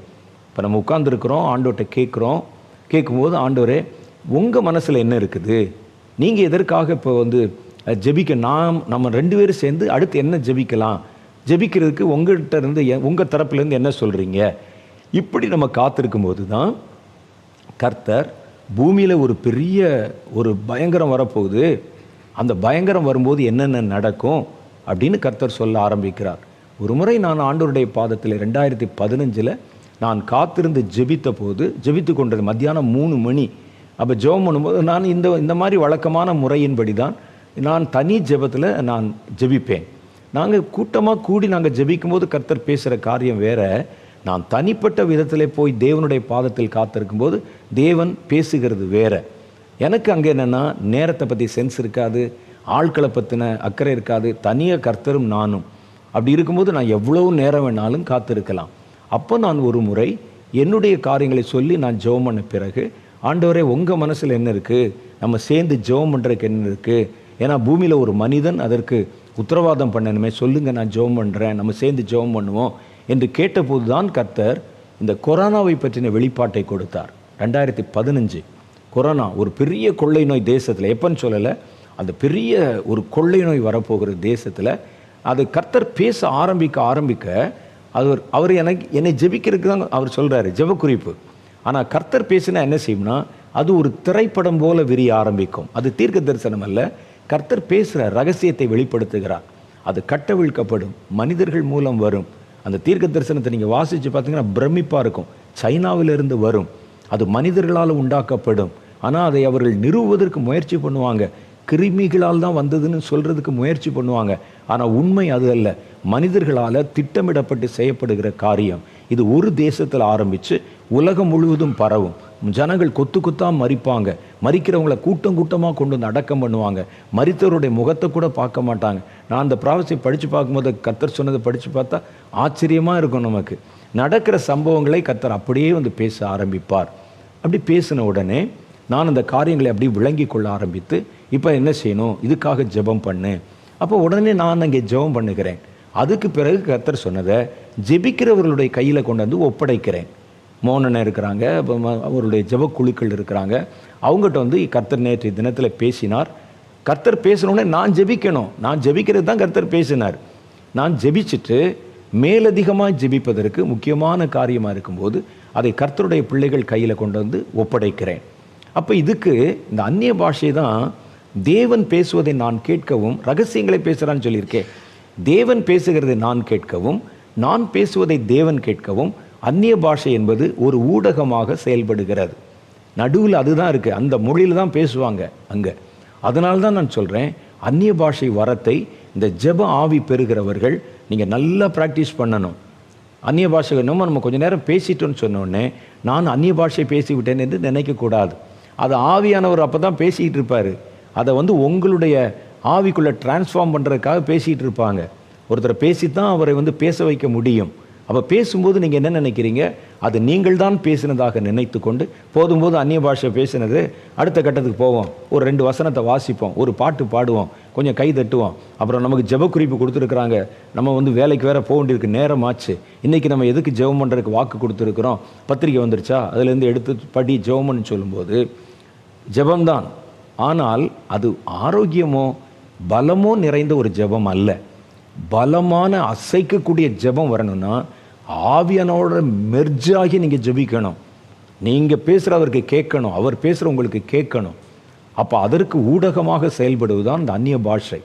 அந்நிய பாஷை வரத்தை மாற்ற நீங்கள் அற்பமாக நினைச்சிடாதீங்க. அந்நிய பாஷை வரத்தை சரியாய் ஒருவன் பயன்படுத்தாவிட்டால் அவன் எல்லா வரத்திலுமே குறைவுள்ளவனாய்த்தான் இருப்பான். பாருங்களேன், முதல் நூற்றாண்டில் தேவனுடைய பிள்ளைகள் செய்த ஜெபம் பண்ணி செய்த அற்புதங்களை இன்றைக்கு ஏன் நம்ம அதை எல்லாராலையும் செய்ய முடியலை, ஏன் நடக்க முடியலை அப்படின்னா நம்ம பல காரியங்களிலே குறைவுபட்டு கொண்டே வந்து கொண்டிருக்கிறோம். இதுக்கு இது வந்து முக்கியமான காரணம். நமக்கு எந்த வரம் பயன்படுத்தப்படணும், ஒரு ரகசியங்கள் வெளிப்படுத்தப்படணும், ஒரு தீர்க்க தரிசன வரம் எனக்குள்ளே சிறப்பாய் சரியாய் செயல்படணும், தப்பு இல்லாமல் செயல்படணும். இதுக்கெல்லாம் மூல காரணமாக இருப்பது தேவனோட நம்ம வைத்து கொள்ளக்கூடிய தொடர்பு, உறவு, கம்யூனிகேஷன். அதுக்கு மிக முக்கியமாய் தேவைப்படுவது கர்த்தர் நமக்கு தருகிற அந்நிய பாஷை. இந்த பாஷை தான் கர்த்தரையும் நம்மையும் ஒரே ஸ்தலத்தில் ஒரே புள்ளியில் இணைக்கிறது. 2 பேரும் ஒரே நாவை எடுத்து பயன்படுத்துகிறார்கள். உங்கள் ஆவி பயன்படுத்துது, அது தன்னுடைய சந்தேகத்தை கேட்கிறது. நான்லாம் அப்படி பேச விட்டு வேடிக்கை அப்படியே உட்காந்துக்கிட்டே இருப்பேன். எனக்கு தெரியும், பேசுவது தெரியும். அப்போ என்னுடைய ஸ்பிரிட் வந்து சந்தேகம் கேட்கும். சந்தேகம் கேட்குற ஆள் எப்படி கேட்பான், எனக்கு ஒரு சின்ன சந்தேகங்க, அது இது என்னன்னு சொல்லுங்கள், இப்போ நீங்கள் சொன்னீங்க எனக்கு ஒரு சின்ன சந்தேகம் சொல்லுவான்ல. எனக்கு எக்ஸாக்டாக அது என்ன வார்த்தை என்று தெரியாது, ஆனால் இந்த ஆவி அது கேட்குறது தெரியும் எனக்கு. சொன்ன உடனே அந்த டோனே மாறிடும். வேற ஒரு ஆள் பேசுகிறோம், ஒரு கான்வர்சேஷன் மாதிரி. நீங்கள் அந்நிய பாஷையில் பேசி பாருங்களேன், பிரமித்து போவீர்கள். அது சும்மா உண்டாகிறதில்ல, அது உண்மையிலே நேச்சுரலாக உண்டாகிறது. நாம் வந்து மிமிக்ரி பண்ணுறதில்ல. கர்த்தர் பேசுகிறதுக்கு கம்பீரமாக பேசிட்டு அடுத்து நம்ம பேசுகிறதுக்கு சாஃப்டாக பேசி அப்படி பண்ணுறதில்ல. நீங்கள் விட்டுருங்களேன், அப்போ தான் தெரியும் உங்களுக்குள் இருந்து இயங்குகிற பரிசுத்த ஆவியானவர், அவர் நமக்குள் கொடுக்குற இயக்கம், அது எல்லாவற்றையும் நம்மால் தெரிந்து கொள்ள முடியும். அப்போ நமக்கு வரும்போது என்ன செய்யும்னா, கர்த்தருடைய ஆவியானவர் பேசும்போது சில காரியங்களை சொல்லுவார். சில சமயத்தில் நல்லா அந்த காரியத்தோட நம்முடைய ஆவி அதை பெற்றுக்கொள்ளும்போது படமாகவே தெரியும். நமக்கு கர்த்தர் பேசும்போது பிக்சராக தெரியும், பார்க்க முடியும். சில சமயங்களில் நம்முடைய ஆவி பேச ஆரம்பிக்கும். அடுத்து பேச ஆரம்பித்தா அது என்ன கேட்கும், இதில் நமக்கு சந்தேகம் இருக்கும். நீங்கள் சைனாவில் இருந்துன்னு சொன்னீங்களே, எந்த காலத்தில் இருந்துன்னு சொல்லலையே, எவ்வளோ நாள் இருக்குன்னு சொல்லலையே, சில சந்தேகம் வருமில்ல, அது அதைவே கேட்டுக்கொள்ளும். இது 2ஐயும் நீங்கள் வெளியிருந்து பார்க்கலாம். நீங்கள் பேசுகிற பாஷையை 2 ஆள் பேசுகிற மாதிரி தெரிஞ்சால் நீங்கள் அந்நிய பாஷையிலே முன்னேறி விட்டீர்கள் என்ற அர்த்தம், வளர்ந்து விட்டீர்கள் என்ற அர்த்தம். அதுக்காக சும்மா நீங்களே கிரியேட் பண்ணக்கூடாது. நீங்கள் பேசுகிறத நீங்கள் கவனித்து பாருங்கள், உங்களுக்குள்ள 2 ஆழ்த்துவங்கள் கிரியை செய்கிற மாதிரி தெரியும் உங்களுக்கு. அப்படி தெரிந்தால் அந்நிய பாஷை வரம் சரியாய் உங்களுக்குள்ளே செயல்பட ஆரம்பித்து விட்டது. அந்த நிலைமை அடைகிற வரைக்கும் ஆவியானவர் உங்களுடைய ஆவிக்கு அந்த வார்த்தைகளை கற்றுக் கொடுக்கவும் அல்லது அந்த வார்த்தைகளை உள்ளே பதிவேற்றம் செய்யவும் நீங்கள் விட்டு கொடுக்கணும். அதனால தான் கர்த்தருடைய பாதத்தில் காத்திருங்க காத்திருங்க காத்திருங்கன்னு சொல்கிறது. அவசரப்பட்டு ஜெபம் பண்ணக்கூடாது. அப்போ கர்த்தரிடத்தில் இந்த உறவை நீங்கள் புதுப்பித்து விட்டால் இந்த ஜெப ஆவியை பயன்படுத்துவது ரொம்ப ஈஸி. ஜெப ஆவியானவர் பேசும்போது ஜெபத்திற்குண்டான காரியங்களை பேசுகிறார். ஆவியானவருடைய ரகசியங்களை பேசுகிறாங்கன்னு போட்டிருக்குல்ல. இந்த ஜெப ஆவியானவரோட நீங்கள் பேசும்போது என்ன பேசுவார்னா, அவர் உங்களுக்கு தெரியாத காரியங்கள், இனி வரப்போகிற காரியங்கள், எதற்கெல்லாம் ஜெபங்கள் தேவைப்படுகிறது, அப்போ ஆவியானவர் மனிதனோடு சேர்ந்து ஜெபம் பண்ண விரும்புகிறார். அதை உங்களுக்கு அவர் கற்றுக் கொடுப்பார். அது சொன்ன உடனே நீங்கள் அந்த காரியத்தை அதுக்காக நீங்கள் ஜெபம் பண்ண ஆரம்பிக்கிறீர்கள். கடைசி ஒரே ஒரு சின்ன காரியம் சொல்லிடுறேன், நமக்கு ரொம்ப நேரம் இல்லை. இப்போ கர்த்தர் என்கிட்ட பேசுகிறாரு. அந்த பேசின உடனே இந்த ஆவி மறுபடியும் அதில் ஜெபம் பண்ண ஆரம்பிக்குது. அந்த பாரம் எனக்குள்ளே ஏற்றப்பட்டு விட்டது. அந்த பாரம் ஏற்றப்பட்ட உடனே நான் அதற்காக தொடர்ந்து கருத்தோடும் ஜெபம் பண்ண ஆரம்பிக்கிறேன். என் சொந்த மொழியிலையும் ஜெபம் பண்ண ஆரம்பிக்கிறேன். கர்த்தருடைய ஆவியானவர் என்கிட்ட அந்நிய பாஷையில் சில ரகசியங்களை பேசி அல்லது ஜெபத்துக்கு அடுத்த சில காரியங்களை பேசி, இதனால்தான் இன்றைக்கு வங்கிகள் விழுகிறது அப்படின்னு ஏதாவது ஒரு காரியத்தை பேசி, அது அப்படி படமாக நமக்கு தெரிஞ்சிருச்சு. காட்சி எல்லாம் பார்த்துட்டிங்கன்னா அந்த வேலை முடிந்த உடனே ஜெபத்தை நீங்கள் முடிச்சிடக்கூடாது. கொஞ்ச நேரம் அதுக்கு பிறகு நீங்கள் அமைதியாக காத்திருக்கணும். என்ன நடந்தது, என்ன பார்த்தீங்க வரணும். ஏன் தெரியுமா? கர்த்தர் பேசினதை உங்கள் ஆவி பெற்றிருக்கிறது. கர்த்தர் தன்னுடைய மனதில் இருப்பதை உங்களுக்குள் டிரான்ஸ்ஃபார்ம் பண்ணி விட்டார். இப்போ நீங்கள் என்ன செய்யணும்? உங்களுடைய ஆவிக்குள்ளே வந்ததில் அதை உங்களுடைய மூளைக்குள்ளே நீங்கள் கொண்டு போகணும். இல்லாட்டா நீங்கள் ஜெபத்தை முடித்தோடனே மறந்து விடும் எல்லாம். சொப்பனம் காண்கிறவன் சொப்பனம் பார்த்து நல்லா பயங்கரமாக இருக்கும், விரட்டுற மாதிரி, கொலை பண்ணுற மாதிரி, துரத்துற மாதிரி, கண்ணை முழிச்சிருங்களேன், எல்லாம் மறந்துடும். என்னமோ பார்த்தோமே நினைப்போம். அது மாதிரி நம்ம பெற்றுக்கொண்டது வழிக்கிட்டு போயிடும். அப்போ நம்ம என்ன செய்யணும்? அது முடித்த உடனே கொஞ்ச நேரம் அமைதியாக காத்திருக்கணும். உங்களுடைய ஆவி புரிந்து கொண்டதை உங்கள் சரீரத்துக்கு, மூளைக்கு அதை புரிய வைக்கும். அப்படி வந்தால் தான் அது உள்ளே நிரந்தரமாக சேவ் பண்ணப்படும். இல்லாவிட்டால் அது அழிந்து போய்விடும். இப்போ ஜெபத்தில் இவ்வளோ ரகசியம் இருக்குது. அடுத்த முறை நம்ம சந்திக்கும் போது நான் இன்னும் நீங்கள் அறியாத பல காரியங்களை உங்களுக்கு கர்த்தர் எனக்கு சொல்லிக் கொடுத்ததை உங்களுக்கு நான் சொல்லிக் கொடுக்க விரும்புகிறேன். இப்போ நம்ம ஒரு சின்ன ஜெபம் பண்ணுவோம். நாம் அடுத்த முறை சந்திக்கும் போது இந்த செய்திகள் முடிஞ்ச பிறகு, இந்த அபிஷேகத்தை குறித்து ஒரு தெளிவு நமக்கு கிடைச்ச பிறகு, நல்ல கொஞ்சம் நேரம் எடுத்து அந்த அபிஷேகத்தை பெற்றுக்கொள்ள கர்த்தர் நம்மை ஆயத்தப்படுத்தும்படிக்கு நம்ம ஜெபம் பண்ணணும். இப்போ நம்ம தலைகளை தாழ்த்தி ஒரு சின்ன ஜெபம் பண்ணலாம். ஒருவேளை இந்த செய்தி உங்களுக்கு பிரயோஜனமாக இருந்தது என்றால் நீங்கள் அதை இயேசு விடுவிக்கிறார் ஊழிய அலுவலகத்துக்கு தெரியப்படுத்துங்க. சந்தேகம் இருந்தாலும் தெரியப்படுத்துங்க. அவங்க மேலதிகமான விவரங்களை உங்களுக்கு சொல்லுவார்கள். நாம் எல்லாம் தலைகளை தாழ்த்தி கர்த்தர் நோக்கி சின்ன ஜெபம் பண்ணலாம். அன்பும் இரக்கம் நிறைந்த எங்கள் பரலோக பிதாவே, நாங்கள் கேட்கிறதற்கும் விண்ணப்பித்ததற்கும் அதிகமாக நீர் எங்களுக்கு பல காரியங்களை வெளிப்படுத்துவதற்காக ஸ்தோத்திரம். காலம் சமீபமாகி விட்டதுனால நாங்கள் செய்கிற எந்த ஊழியமும், நாங்கள் செய்கிற எந்த ஜெபமும் பயனுள்ள ஜெபமாக இருக்க வேண்டும் என்று கருதித்தான் கர்த்தர் பல ரகசியங்களை எங்களுக்கு வெளிப்படுத்தி பேசுகிறேன். அது ரகசியங்களை வெளிப்படுத்துகிற காலத்துக்குள்ளே நாங்கள் வந்திருக்கிறதுனால் ஆண்டவரே, இந்த காரியங்கள் எல்லாவற்றையும் கர்த்தர் பொது வெளியிலே ஆண்டவரே நம்முடைய பிள்ளைகளுடைய காதுகள் கேட்கும்படி நீர் இந்த வார்த்தைகளை இந்த நாட்களிலே வெளிப்படுத்தி கொண்டிருக்கிறேன். நாங்கள் பெறப்போகிற அபிஷேகம், நாங்கள் பெறப்போகிற வல்லமை, அது செறிவூட்டப்பட்டதாக, பலன் கொடுக்கிறதாக, கனி கொடுக்கிறதாக, எங்களை ஆண்டவரே அதை தன்னுடைய செட்டைக்குள்ளே பொதிந்து பாதுகாத்து கொள்ளுகிறதாக, கர்த்தருக்கு முன்பாக நிற்கத்தக்கவர்களாக எங்களை ஆண்டவரை உருவாக்கத்தக்கதாக அந்த ஜெபம் கிரியை செய்ய வேண்டும் என்று நாங்கள் மனப்பூர்வமாய் ஜெபிக்கிறோம். இந்த வார்த்தைகளை கேட்ட ஒவ்வொருவரோடும் கர்த்தர் இடைப்படுவீராக. தாங்கள் பெற்றுக்கொண்டிருக்கிற எந்த அதிகாரத்தை குறித்தும், தாங்கள் பெற்றுக்கொண்டிருக்கிற எந்த வரத்தை குறித்தும் தெளிவான ஞானத்தை அவர்கள் பெற்றுக்கொள்ள நீர் அவருடைய கண்களை திறப்பீராக. ஆண்டவரே, எல்லா வரத்திற்கும் மூல காரணமும் அந்த வரங்களை இயக்க போதுமான வல்லமை பெற்றுத்தருகிறதுமான ஆண்டவரே, அந்நிய பாஷையை குறித்து நாங்கள் இந்த நாளில் தியானித்திருக்கிறோம். ஜெபிக்கிறவர்களுக்கு, ஜெப ஆவியை பெறப்போகிறவர்களுக்கு இந்த வரம் எத்தனை தேவை, அவசியம் என்பதை குறித்தும் நாங்கள் அறிந்திருக்கிறோம். ஆண்டவரே, நாங்கள் பேசினதை இன்று இரவு நாங்கள் நடைமுறைப்படுத்தி பார்க்கணும். நாங்கள் பெற்றுக்கொண்ட வரத்தை நாங்கள் எங்களுக்குள்ளே முதல்ல பயன்படுத்தி பார்க்கணும். அதை ஏதோ ஒரு வேடிக்கைக்காக பேசாமல் கர்த்தர் இவ்வளோ பெரிய வரத்தை எங்களுக்கு தந்து தான் எங்களோடு பேச விரும்பவும், நாங்கள் அவரோடு அவருடைய மொழியிலே பேச விரும்பவும் இதை வரமாய் கொடுத்தாரே, அதை நாங்கள் பயன்படுத்த எங்களுக்கு பலன் தாரும். இதுவரைக்கும் நாங்கள் பேசின அந்த பாஷை கர்த்தரால் மாத்திரம் பேசப்பட்டதோடு நிறுத்தப்பட்டு விட்டதா? அது எங்களுடைய ஆவிக்குள்ளும் அது உள்ளே பதிவேற்றம் செய்யப்பட்டு எங்களுடைய ஆவியும் அந்த வரத்தினால் நிரப்பப்பட்டிருக்கிறதா என்பதை நாங்கள் தெரிந்து கொள்ள உதவி செய்திருளும். ஒருவேளை அப்படி இல்லாத பட்சத்தில் நாங்கள் அடுத்த கட்டத்தை நோக்கி நகர்த்தப்பட இந்த வார்த்தைகளை கேட்ட ஒவ்வொருவரையும் கர்த்தர் பேசி பலப்படுத்தி பயன்படுத்தும்படிக்காக ஜெபிக்கிறேன். நாங்கள் பேசிக்கொண்ட ஒவ்வொரு காரியத்தையும் கர்த்தர் உம்முடைய பிள்ளைகளுக்கு வாய்க்க பண்ணி அருளும். அவருடைய சகல காரியங்களையும் கர்த்தருடைய கரத்திலே ஒப்பு கொடுத்து ஜெபிக்கிறேன். மறுமுறை நாங்கள் சந்திக்கும் போது இதனினும் மேலான காரியங்களை குறித்து பேச எங்களுக்கு அனுகிரகம் தாரும். இயேசுவின் நாமத்தினாலே என் ஜெபத்தை ஏற்றுக்கொள்ளும் எங்கள் பிதாவே, ஆமென். கர்த்தராகிய தேவன் நம்மோடு பேசி இருக்கிறார். பல காரியங்களை வெளிப்படுத்தி இருக்கிறார். கேட்டுட்டு நல்லா இருந்துச்சுன்னு சொல்லி போகக்கூடாது, ப்ராக்டிஸ் பண்ணி பார்க்கணும். அப்போ தான் கர்த்தர் எப்படி செயல்படுகிறார் என்பதை தெரிந்து கொள்ள முடியும். இன்னும் ஒரு நிகழ்ச்சியிலே அடுத்த முறை நான் உங்களை சந்திக்கிறேன். அப்போ இன்னும் பல புதிய தகவல்களோடு உங்களை சந்திக்க விரும்புகிறேன்.